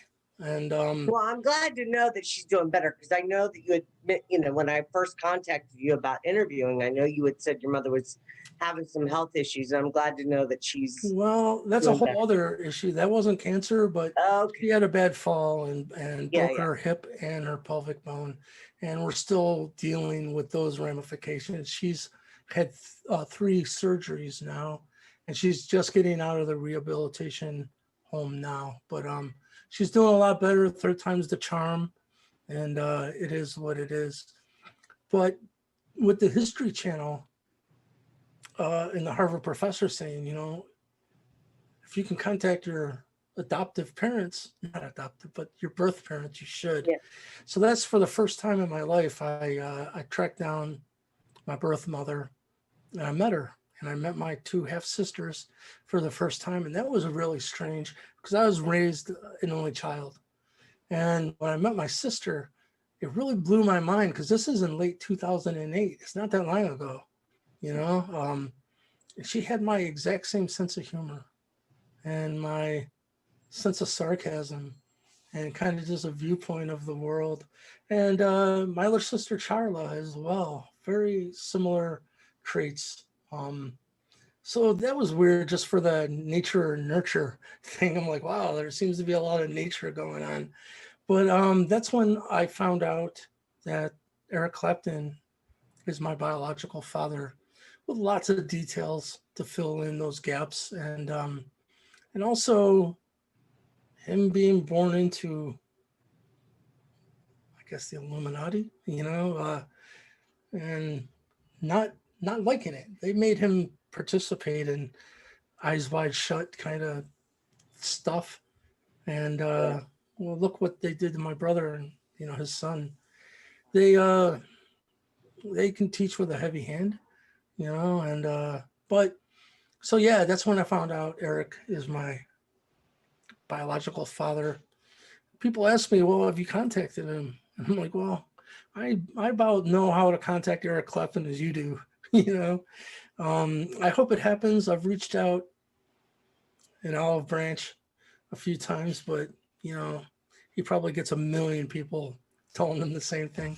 But he was at the I hospital. trust that if it's really something that your heart truly desires, I think I can't I'm all imagine. for it for you. If it's important to you, then yeah, I can't imagine us coming this far to only come this far. yeah, And I know he was at the hospital with the yeah. other members of Cream. It was in 1968, when I was born. And That's when I was born. ah, I know you just had a birthday on the 11th of March. I have a niece that's also March 11th. But yeah, when's so your we're the birthday? same age. Interesting. Yeah. I'll When's be your 50 birthday? August 7th. Ah, And very that's well. interesting that you say that because if you know, give any credit to somebody that I mentioned to you earlier, yeah, it was said that the from a reptilian perspective, divine feminine is 8-7, divine masculine is 9-7, the Adam and the Eve, so to speak, the first souls that were put in male and female bodies when when you and your sister, I'm just teasing you, I'm not yeah. Well, like I When said, I've heard she did most of the work, and I just rode yeah, her coattails. She was the brilliant one. yeah, yeah. But But so I heard it wasn't Adam and Eve. There was 7. It was the 7 Anunnaki women took the tweaked embryos and took them the term, and it's the Pleiadian 7 sisters. So there's 7 born well, I first. heard this person also mention that Mary Magdalene was created in order to carry a hybrid. That was her sole purpose. Now, I don't know that I believe that necessarily, but anyways, Well, the Nephilim was created specifically because when this experiment happened, they said, well, you just can't do this, Enki. You can't just make this upcoming consciousness experience its own mental energy in accelerated fashion. It's never been done before. So you can't. The Pleiadian hierarchy said no, unless you're willing to go and walk a mile in their moccasins and help guide it from the inside, we won't authorize this mission. And so they're like, well, sure, he had already went against the Anunnaki because, Enlil had decreed to let us perish in the flood, and that wasn't cool with Enki. So, of course, Enki's like, sure, we'll incarnate and try to help. And they said that the energetic level of the Anunnaki when they tried to incarnate into the human vessel was too much, and we would spontaneously combust and just burst into flames. So as much as you want to help, bursting into flames kind of sucks, Yeah. Well, that's why that's where I think that the augmentation where AI has come in. I mean, I've watched, I'll mention his name, when Keach, who is he's amazing. And I listened to some of the information with him and a few others, Alex Collier and so forth, where in order for certain souls to be on this planet, that augmentation needed to happen to the vessel in order to be able to house the soul. Well, think about creating a human offshoot that has more creatine kinase, which brings more chi or prana into the human. There's a bigger pool of chi or prana available. That's exactly why the Nephilim was created, so the Anunnaki could incarnate into the human form without combusting, and that's pretty amazing. So okay, so I want to see. So can we talk about the white deer and what happened at Sundance? Because let's get a little bit more. Yeah, we have probably about 20 minutes before the end of the show, so I want to share more on that if you don't mind, Michael. Right on. It was profound to me.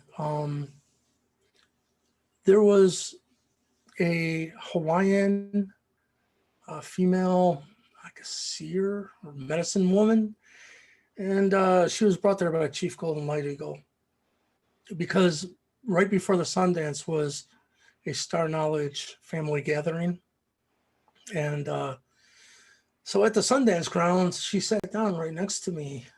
And well, I need to back up. At that Star Knowledge gathering, there was a guy named Sheldon Bird, who's become a dear friend of mine. And he's a fabulous artist. And he was showing some of his artwork.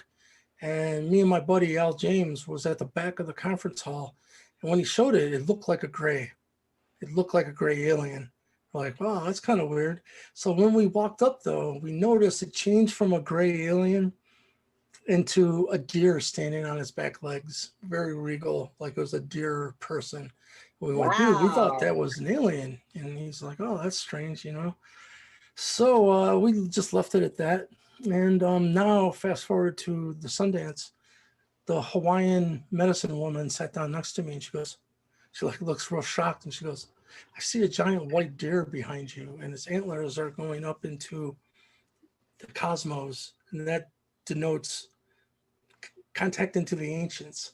And in between its horns was this giant sphere that was glowing, and that's the earth. And around this deer is all of these symbols that represent star nations that report to the deer in the Galactic Federation. That is like he's the commander, and these 14 star nations report to him. And now he's standing behind you. And she goes, you got a lot of responsibility, don't you? I've been told that so many times. I'm like, I don't really feel responsibility, but I'm just like, well, okay, that's a little odd. So I get up, tell her, thank you, it was nice meeting you. And I walk away, and I'm walking down a dirt road at the Sundance grounds. And this other lady that was there, she walks up to me. She goes, "You know, I had the weirdest dream last night. You walked up to me and you had a giant white deer behind you." I'm like, "Oh, okay. That's pretty weird because I just heard someone else say something about that, you know?" And so then I Which just left. gives more confirmation, right? Mhm. More people. Yeah, that's amazing. So then we get back to our campground, and Sheldon comes over, and me and Elle go, "Dude, that looked like a gray, that painting you had." And then we didn't notice. And I gotta say, at first I thought that it wasn't finished because what happened was he goes, "Oh, I got that in my car. Let me go grab it." And he went and grabbed it out of his car, and he put it like in a camping chair, you know, and kind of leaned it back. And it's looking right at me. And for the first time, I thought he just didn't finish it because it didn't have brown fur. I just, oh, he hasn't filled it in yet. I just, a white deer made no sense to me. It didn't, Mm. you know, it didn't register. But then I'm looking at it and it's a white deer standing on its legs, giant antlers, and they're like the medicine wheel, you know, between the antlers. And there's all kinds Wow. of symbols all around it. And I went, "Sheldon, what color is that deer's fur?" And he said, "White." And I said, "Oh, you know." That's So amazing. I love that. this really sparked my curiosity. And so I went and looked into this. This is just one paragraph, but you can see why it's interesting. Enki Ea had many names. One of them was Dharma, the deer stag. On the periphery, far away in space and time, a serpent clan or a tree clan seems indicative of some clan of Ea of the Anunnaki and his family. But the staunchest survivor seems to be the deer stag clan. So yeah, that makes perfect sense. But Very, very, very fascinating. I gotta share with you though, because Yeah. people are like, "So you're Inky, you're yeah, you know, bullshit," you know. And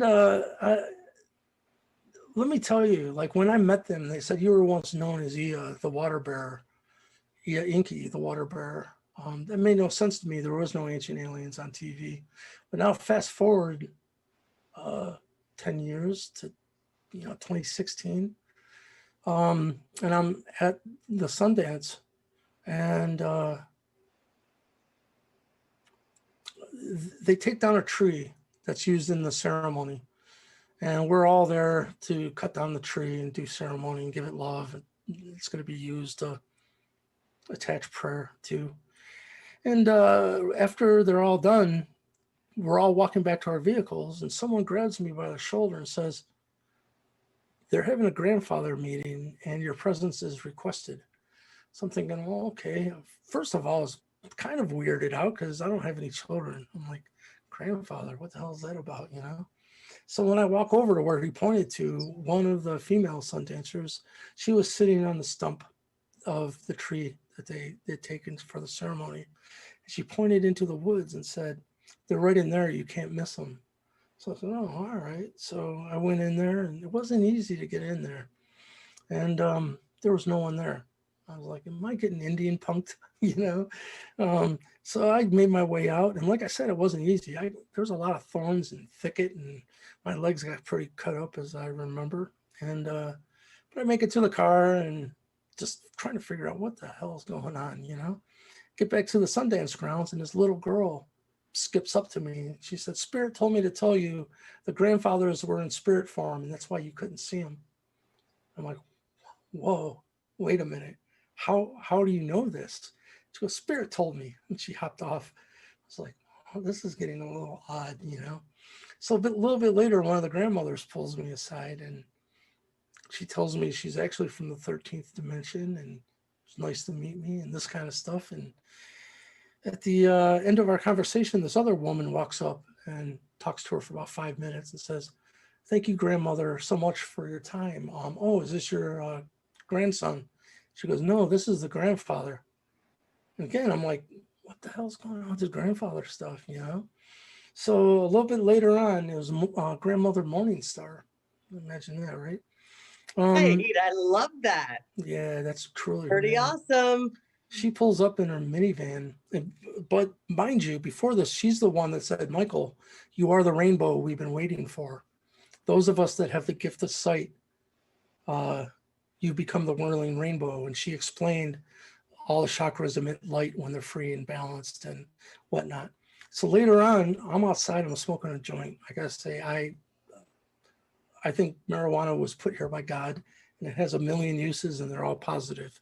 That's But some of them frown upon it. So here I am, a grown man. I'm smoking a joint outside the Sundance grounds. She pulls up in her minivan. I was scared. I'm like, oh man, I'm in trouble. And she goes, Michael, would you go for a ride with me? And I said, sure. So I got in the minivan with her, and I wasn't in trouble. She said, I want to talk to you about the migration of our bloodline, the Holy Grail, Sangreal bloodline, into North America. She said, but it would be nice if I had a map of the United States to show you on. And she went in front of her minivan window, and a map of the United States showed up out of nowhere. It looked like a Star Wars 3D holographic computer map that took up her side of the minivan window. And she looked at me and she said, I know you can see it. Yep, it's right there. There wasn't no not seeing it, you know? And she used it for the next 15 minutes. And by the way, I've talked to her after this for about 4 hours, actually, one time on the phone. I said, grandmother, I want you to know I was aware and conscious of what you did, but I'm not going to ask you how you did it because I don't think it would even make sense to me. But I want you to know I'm aware that you may not have to show up out of nowhere, just so you know. love it. She laughed. But so she shows me the migration route of the Annunaki human hybrid bloodline on the planet. And she pretty much drew 3 candy canes across the United States, with a third one going up around the Great Lakes, the one in the middle going up around the middle of the North American continent, and then on the left that went up. And she said, pretty much this became the Lakota, Dakota, and Nakota of the Sioux tribes. But like the one that goes up around the Great Lakes also has the Cherokee and the Iroquois in it. And she said, I want to talk to you about the dialect of the tribes so you'll understand something. She said, they'll use, like for Lakota, they'll put an LA at the exact same word. She said, let's use the word grandfather. And I went, oh, here we go again, you know? And she said, for the word for, that's weird. That's just confirming. Yeah, that is weird. Oh my God, my phone. Is that you or is that? I don't know. It's not here. Maybe it was out there. I don't know. It's okay. It stopped. No big She deal. said the That word was probably for, Angel. That was probably her saying, "I'm yeah, here with you grandmother right now." Lone Star Yeah. popping in. Yep. So the end of that conversation was the word for grandfather in Lakota ends in LA, and in Dakota it ends in DA, and in Nakota it'll end in NA. And she said, for instance, the word for grandfather in Dakota is Iada. It's Iada, you know. Yeah. So Okay. you know, they've went to such extent to let me know who I am that it almost feels blasphemous for me not to pay attention and not to give it credence, because it is what it is, you know. But again, we're talking, I think so many people are like, I'm this or I'm that, you know. And truly, when you find out thoughts create reality, your moment of power is now. Right now is the only thing that's real. If you pull yourself out of the moment point, backwards or forwards, thinking about, oh, this isn't what I thought it would be, or this is not what I hoped it would be, or whatever, or you're thinking about what you're going to be doing tomorrow, or grocery shopping or whatever, or even in the moment, if you're stuck in your phone, you're missing your moment of power. You're missing the only time you can enact change or decide something different, what else is available. You'll only be able to choose what else is available if you're finally tuned into the moment. So in the same way, I think if you're instead of sitting around thinking about what you did last week or a month ago or a year ago or lifetimes ago, you're missing your moment of power. So you got to be very careful with that, because thoughts of I'm this or I'm that, well, the only thing that matters is what's in front of you right now. And Right. I'm cool with Mike, you know. Yeah. That was really good though, is when I found out, before you were known as Ia and Enki, your true name is, they said it's Michael, but simultaneously, they told me when I got my name Rainbow Warrior, that's what spirit recognizes me at. And when I pray under that name, Chief Blue Star Eagle said, now you've got your name. It came from the Eagle clan, Mhm. and they gave you your gift of your name, which is Rainbow Warrior. And when you pray under that name, your prayers will go to Creator with great enthusiasm. That's And lovely, Michael. That's beautiful. well, thank you. That's really beautiful. Well, I feel Yeah, I fortunate. mean, it's fascinating, when you become aware and you're content. I mean, we can't take for granted, and I agree with what you said. It's like when all the signs and synchronicities and connection with these beings, and you're getting downloads and information, you can't help but want to do some deep dive within to get clarity and understanding. So when you're able to, or when you're in a position like you are now, and you've been doing this for years, I mean, I kind of fell back and kind of worked in the background, and now I'm starting to, you know, uh, be willing to come forward a little bit more. I'm a little bit more particular at this point of who I choose to invite in my energy field, because I don't see you by you stating the claim. I believe you, right? It's Well, like thank there's you. a Yeah. knowingness in me that knows what you're sharing is true. Some people aren't able to, maybe they are, maybe they aren't really connect in that way. And I, so Well, yeah, yeah, man. If spirit goes to great lengths to, reveal to you, that's right. yeah, then I think you should pay attention. Well, that's right. Are we out of And time? yeah, Oh my well, 10 goodness. after 9. It's 9:03, so we got about 7 minutes. So let's go ahead and we'll end it on that. Let's talk about like where people can find you. Um, I will ask Katie to put your information, if that's all right with you, in the description box when we upload this to YouTube. That way people can, check out your store. You have the Michael Lee store on website where they can find your different products and Yeah, healing discs and jewelry. I have one of them, the 7-pointed star. that is so important to me. If I can just, try to get this in a nutshell very quickly. Sure. I asked them, they told me I was once known as Ia Inky. I'm like, well, that means nothing to me. And I told them I'm a student of crop circles. Put the name Ia Inky into a crop circle, and I can tell you, I will take notice, and that'll be my confirmation. You are who you say you are, and I am who you say I am. And my next thought was, how silly. Can you imagine a big crop circle with like Inky written in cursive? Looks like a big birthday cake. It's like, what the hell is that going to prove?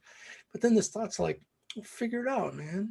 If you are who you say you are, figure out a cool way to do it. And then I got cocky and I said, and while you're at it, encode it with something only I would be able to decode. And this was early 2009, and I just let it go. But what you just showed is this. And Yeah. this was a crop circle that showed up in Palermo, Italy. And it's a 7-pointed star, as you can see. But around this, these little dots where it's like dot, 00, dot, dot, dot, it's ASCII binary code. And I found out it spells out Ia space Inky. So this was huge to me because it was such a confirmation. But what had happened was I tracked down every note of the musical scale with its accurate, the note was tuned properly, not to today's standard of tuning. And what had happened was I made a 7-disc set of these discs. And I had made this crop circle disc but the actual crop circle, not this. This is a team I had painstakingly took the information from the crop circle and made it into a image that I can use. But I made a disc with the actual Enki crop circle, and Chief Golden Light Eagle has that. It's the only one I made. But when I got done making that, then I went to my next mission, was to make this 7-disc set. And I got to the 7th disc, which was the A note, and it was a perfect 7-pointed star, cymatics, which means it's Mother Nature. This isn't computer generated. It's a frequency being pumped through water, and then it can record what's happening in it. So I'm looking at this 7-pointed star and going, why does this look so familiar? You know, it didn't, 2 and 2 did not get added to me.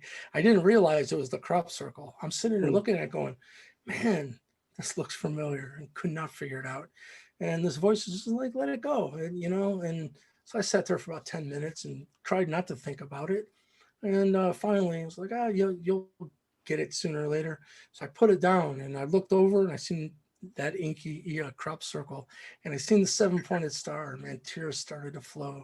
They did encode it with lovely, something. Michael. That's lovely. Yeah, they did That's encode it with something amazing. only I would be able to decode, and that is the 7-pointed star is forever tied to 432 subject, because the pulse that creates a 7-pointed star perfectly in nature is 4 octaves below 432 hertz, which is 27 hertz for trivia nerds. But yeah, so that was a huge. I'm not big on math. I would love to. I've never been a person that, you know, Anything. it just doesn't register in my brain. Me neither. The only reason I can grip some of this, and I actually think I've become a good teacher of it because I'm not interested that much at all, is because of Pythagoras and music. It's really simple, man. The only math that you need to know to understand any of this is A equals 432 hertz. Hertz is how we measure sound. Just how many Well, humps. my name is spelled AIDA, which is interesting. So I'm glad that you just said that. Perfect. Yeah, because most people would say Ada, and it's not. It's pronounced Ida, which is the Ida, which is the divine feminine that runs up and down the spine, and the Perfect. A. Yeah. So I didn't know that, Michael. But go ahead. I had to say that because you just made me, not had to, but you just made me realize a little bit more about, and my name Ida is spelled in Pleiadian, AIDA, backwards. And then I start getting more secret, you know, and I can keep going and I won't, but those are some simple basic ones. Now I had some big experiences that made it very clear. So my point in saying any of that, what I just said, is that I get it when you say, when you're given all the information and synchronicities and things happening to confirm to you, and then I wouldn't be so concerned because those that are able to receive that from you are able to. Well, thank you. You know, right. Rather than looking to be validated. I just know what it sounds like, and especially, you know, even, oh, now you're Eric Clapton's son. You know, it's like, I know what it sounds like, but it is what it is, man. I couldn't make this shit up if I tried. I don't think I can feel your energy. I don't think that you come from a place like, I do not feel any sense of ego driven, like pompous or arrogant or, you know, that kind of thing, like a showboat type of energy from you in any way, shape or form. There's nothing wrong with stating what you know to be a truth for yourself, a reality for yourself, what is real for you. The weirdest thing is just I know what these terms mean to other people, and not to be blunt, but they mean a lot to other people more than they mean to me. And I, you know, like, one thing that they've really driven home, and I don't think too many people know this, but, you know, whatever this intelligence is behind the name, because we've all had many names in many different incarnations, that Michael is my name, and it gets very biblical, and I'm not biblical. It's never been my bag, but Ia is Michael, is Arthur. These, like I like to say, what I truly am is nameless, but not voiceless. No one name can contain any of us. Uh, That's it's a beautiful frequency. what you just said. That's right. Well, we use, I mean, I see just like time, and I know we've got a couple more minutes, 9:10, but we can, I imagine Katie's okay if we go over a couple minutes over, but, because she would be sending me a message saying, get off, it's time to end, but.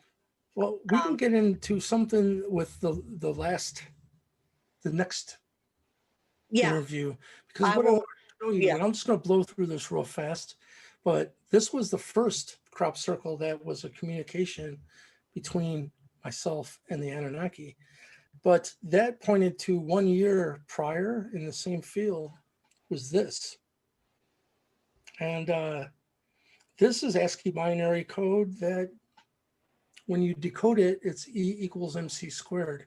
So instantly, then I'm like, well, what does E equals MC squared have to do with 432?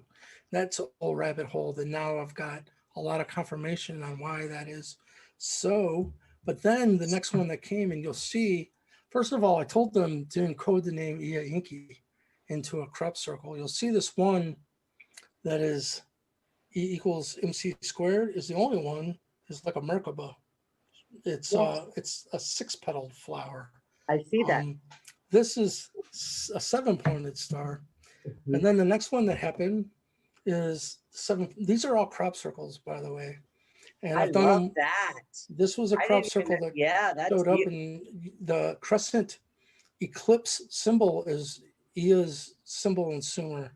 When they showed him, he usually had the eclipse symbol over his shoulder with another 7-pointed star.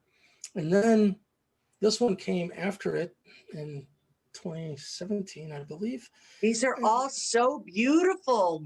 This is a set I just completed, and I've been working hard because I wanted the ideas that are interactive with the user. As you can see with your one, the colors change as you hold it, and it has the light Okay, hits but it differently. the symbolism, that's a Greek, what is that? What is this? What is that? The symbol is called the Baktun, and it's a Mayan calendar long count. And it's interesting because this one in specific, the end of the Mayan calendar was the 13th Baktun. And there is no 14th Baktun. And that's why people went, oh, it's the end of the world. There's no 14th Baktun. It's not true, because the 14th Baktun is actually the first Baktun of the next age, the age of Aquarius. So there is no 14th Baktun because we went out of the age of Pisces and we entered the age of Aquarius. So the first Baktun of the age of Aquarius is the 14th Baktun. But each one of these Mayan calendar Baktun symbols is 144,000 days long.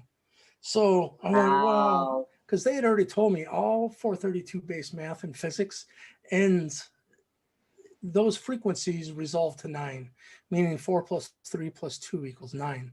It's lower octave, because just because you're tuned properly in the middle of your piano, there's still a lower A note. It's real simple math. All you do is divide by 2. So 432 in the middle is 216, the next lowest A note, and it's tuned properly then. And then 216 divided by 2 is 108. 108 is interesting because Tibetans have 108 prayer beads. Well, I didn't know that. Interesting. Yeah. And repeat mantras. But then I knew, because if you look into how many seconds is in 12 hours, it's 43,200. Our whole system of even timekeeping given to us by the Anunnaki back in Sumer is based on 432 based physics and math. So I'm watching the movie 2012. I'm going, wait a minute, that's a 5. 2 plus 0 plus 1 plus 2 is 5, not 9. This cannot be the end of the calendar because it's not how they count time. Right. So I went forward at that time. I went, it's got to be 2016, because 2016 resolves in a 9. But I can tell you, for your listeners, get out your calculator and do 14 times 144,000, because this is showing 14 Baktuns. It shows you the true entry into the age of Aquarius. Well, I'll spare you the suspense. It's like 201600000000. It's 2016. it's showing you the true entry of the Well, I age of believe you're the Aquarius. only person, Michael, and I don't mean to interrupt you, but before we end up, because I heard you, I don't know, a couple of years ago, I don't know, one of your interviews, and you had mentioned about 2016. And I had not shared with anybody that I was signing everything 2016. So, of course, my ears perked up because I kept asking myself, why am I signing everything 2016 when it's only 2014 at the time?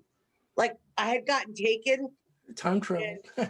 Yeah, I had gotten taken. I was gone for a while, or what appeared to be a while for me. And I definitely am aware of my multidimensional self, and I could get deep on that, but whatever. I mean, Oh, I'm for sorry. another show, definitely. But I was signing everything 2016. So when I heard you say that, I was like, he's on to something. I know he is because I know what I experienced and what was going on. And yeah, I mean, I agree So with you. we're just barely over the threshold of the age of Aquarius. Yeah. And they say it's up to us, we're heading into the golden age.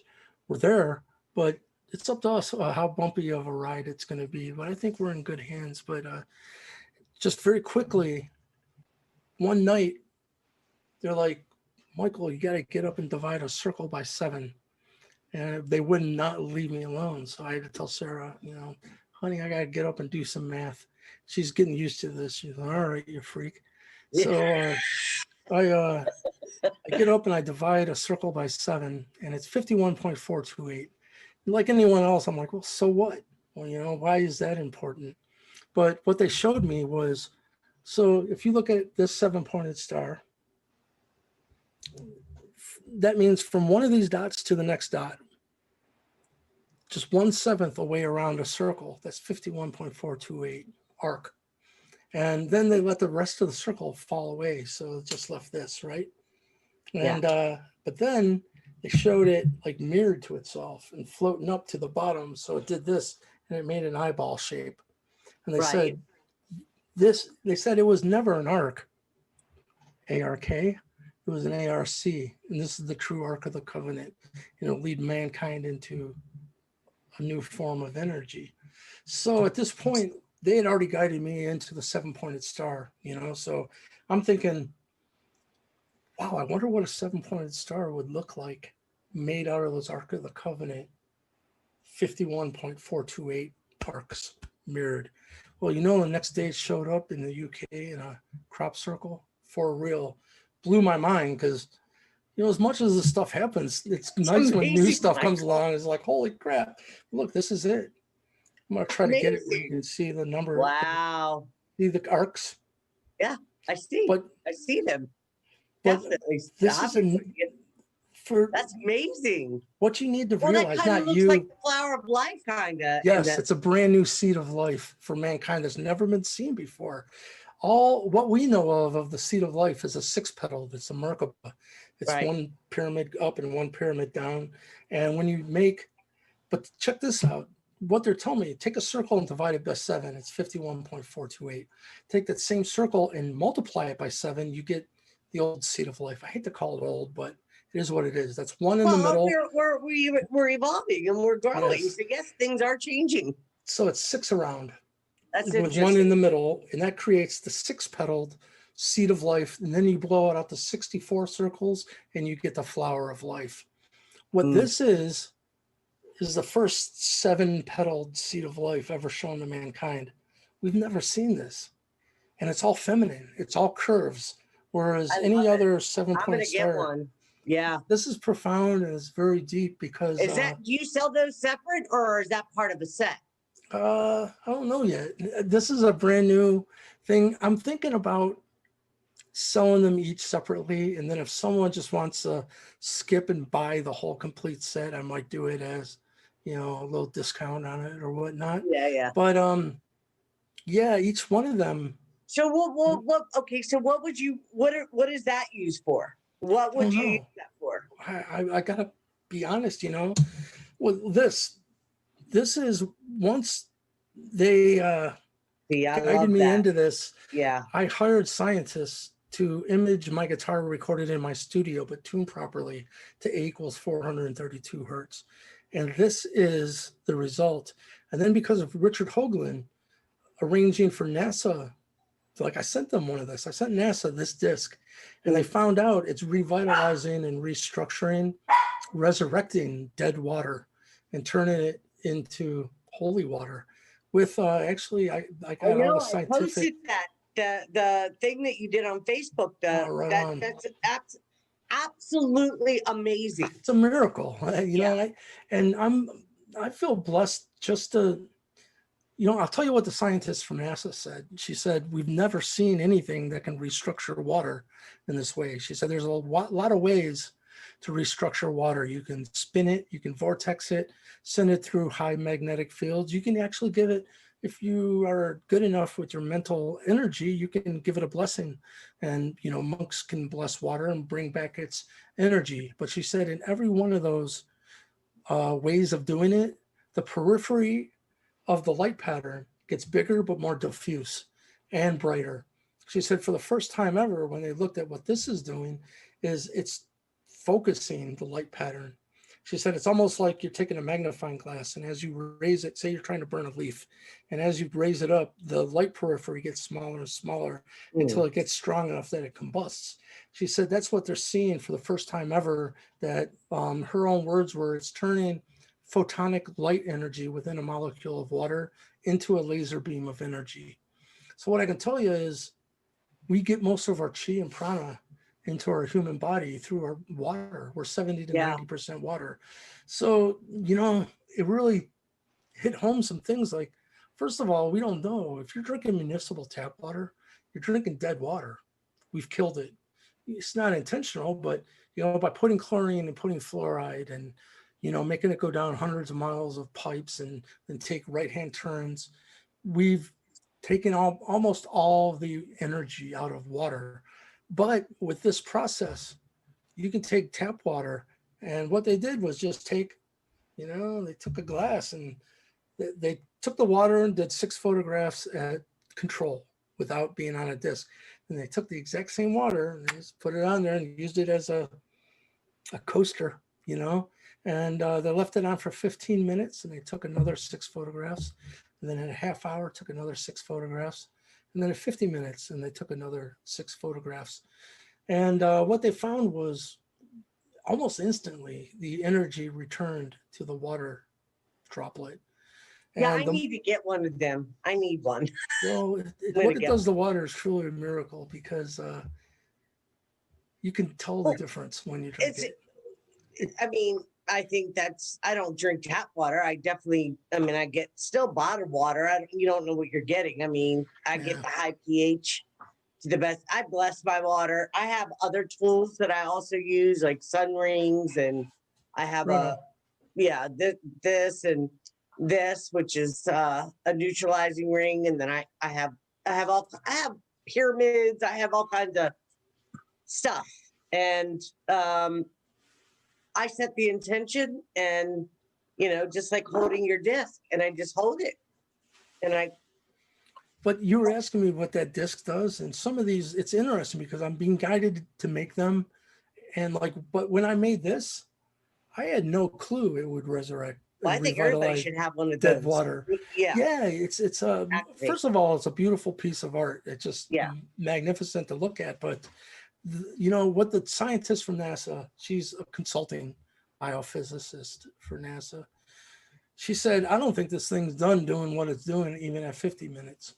She said they wanted to do a 24-hour study because the longer they kept the water on the disc, the more and more tightly it was being focused, and it was getting brighter and brighter.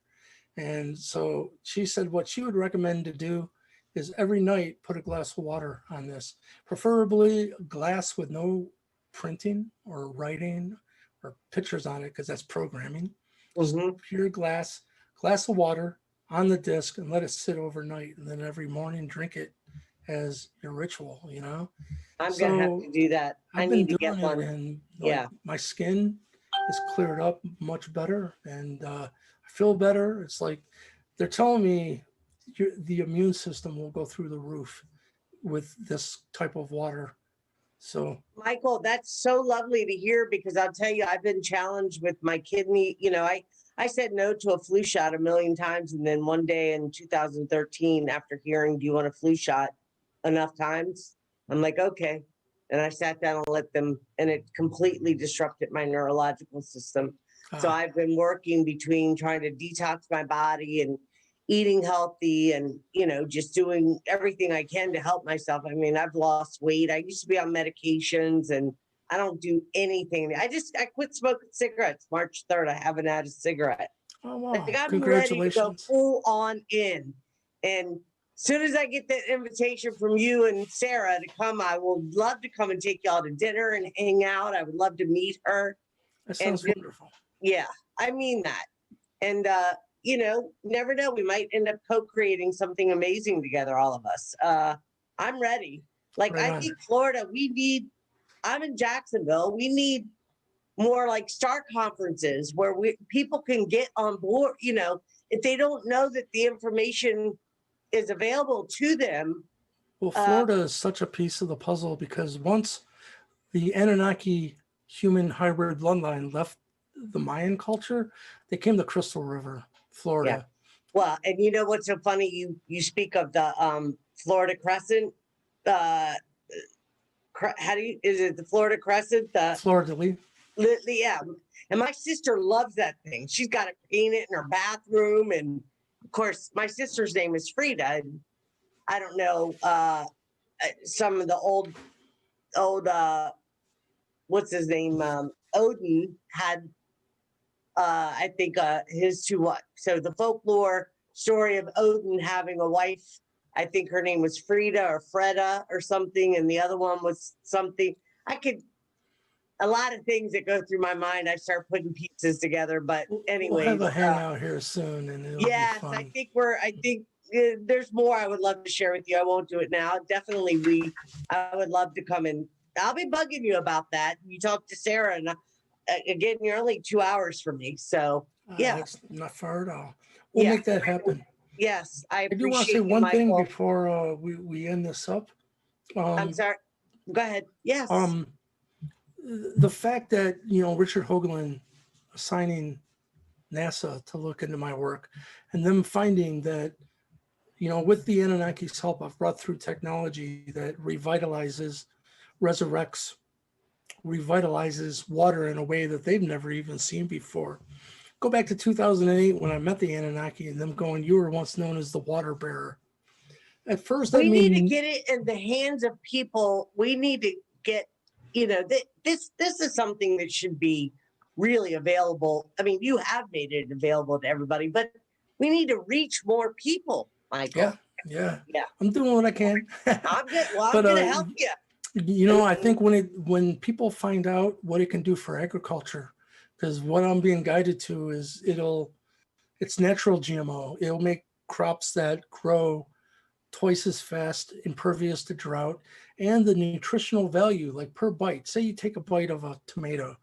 When you make it with this water, each bite will have over twice the amount of nutritional. Well, can you value. use it for food too? Like, can you put food on top? Anything that has water in it, meaning us too, because these pendants. The Anunnaki elders, they told me this is the most important thing I've done, even over a disc. They said this will revitalize water. I've seen many of them when they take a cup, they put this under it. But they said, but guess what? We're 70 to 90% water. So when you wear it, it's putting a frequency into your body that is revitalizing the water of your body. But they said not only that, though, it's not just going this way. It's going both ways. It's double printed, by the way. Beautiful. So I'll be getting more. I mean, I can't wait to get your most recent creation. It's on its way. Yes, I'm so excited for that. Beautiful. Wait till you see it in person, because it's really some of the stuff's hard to photograph. It just doesn't photograph well, but when you see it, it's quartz crystal, and there's the idea of having the flower of life, but then having Metatron's cube, which comes out of the flower of life, but they're together and they're over top of one another. I'm so excited. I can't wait to get it. Yay. I've been, Jay Parker made this and a pyramid for me over there. And I call this my Superwoman necklace. It's got pyramid going down with the coil in the middle of the spiral for the Very cool. divine feminine. But when I get your necklace, that's going to be my, yeah. I mean, I've got, and I still love this. I appreciate it, but I'm definitely It's looking all forward good. to. You know, Yeah. I just got a Poseidon's trident, you know, necklace. So yeah, everything's good. You know, variety is the spice of life. But this, I go through spells where I don't take it off. I'll bathe with it. And it holds up really well too. But Mhm. the only reason I'll ever take it off is if I meet someone and I think that they need it, then I'll take it off and I'll gift that to them. Oh, that's lovely. Yes. Very nice, Michael. But Okay. yeah, Well, as far as what this other stuff does, man, I don't know. It's just like the way that disc, I didn't know it revitalized water. I don't know what these will do. I've heard some people that do Reiki, and it's very interesting because I thought it sounded like bullshit to me, but they said they use these and the person levitated off the table. But now I wouldn't be surprised. I just Nothing. seen where a Yeah. scientist said that sound creates negative mass, which means it creates mass that floats up and it creates an anti-gravity field around something when it's the right frequencies. That totally makes sense with Tibetan monks, where they would have horns and singing bowls and have them tuned perfectly and they could levitate things. Yeah. So I think Yeah. we're on the verge of something cool. Yeah. I think, yeah, I'm excited. I'm excited to, well, I can't wait. I mean, I just feel like 2 hours is surely not enough. I can keep talking to you about this stuff, Michael. I hope that, yeah, whenever I'll reach out to you in maybe a month or couple months. I'm going to go back home to Maryland for the holiday for Easter, and I haven't been home since 2018. But I definitely will reach out to you in a couple months. Of course, I'll probably talk to you before then, or at least message with you, and definitely consider meeting up for dinner. I'd love to take you and Sarah and just hang out. And I don't know. Yeah. I just feel a pull to meet up with y'all and see where things go. But definitely want to have you on to talk more about this technology that you're creating. I think it needs to get in the hands of more people. And I want to support that. Speaking of, I didn't even say it, michaelleehill.net. Yes, That's thank my you, Michael website. Lee. And you could also find Michael on Facebook. You could Facebook's a little michaelleehill.net. weird. I'm at my 5,000 friends limit, Yeah. and I got like 2,000 people waiting. But I'll give you the secret: is just send me a personal message, and I'll add you right away. Because I don't even look at my friend requests anymore. It's just futile. Very good. And thank you, Michael. Thank you for your time. Thank You you have a so super much. blessed evening, and I will talk to you again, in the near future. And have a wonderful evening. Thank you for your time. Thank you for the information you shared. I hope that it reaches the masses because your story is fascinating. Your experiences and what you're doing, I just think you're amazing, and I appreciate you. I really do. Right on. And talk to Katie, because isn't it fascinating? That gentleman, A.R. Borden, that brought me into the fold of, the reverse engineering and whatnot. One of her best friends was his colleague. Like I said, he's passed away now, but small world. Yeah. Well, I'm a firm believer that we agree, because I had reached out to you a while back, and I know that there was some, we just things happened. We weren't able, and I think everything always happens in divine time, especially when you're putting your best foot forward and your heart's pure and your intentions are in the right place. Things start opening up for you, and I think that's where I'm at, and I'm going to keep pushing through. I want to work with people that have that I can vibe with, like, and not interested in anything but really just hopefully making a difference in other people's lives. However, if it's just bringing information, sharing your tools where they can get some healing, learn some more about the Anunnaki, the history of humanity. These things are important, and they need to be, discussed in a more open way, and not just us, those of us that are awake. Like, we need to reach more people. Indeed. Yeah. Not to be blunt, but I got to use the loo. No, I'm letting you go. Have a great night. I You appreciate too. Thank you Michael. so much. Have a good night. Yep. Bye-bye. And I'll send it to you if you want to post it on your channel. It's up Oh, to I you. sure do. Yeah, Yep. for sure. Okay. Have a great night. I Bye-bye. appreciate you. Bye bye.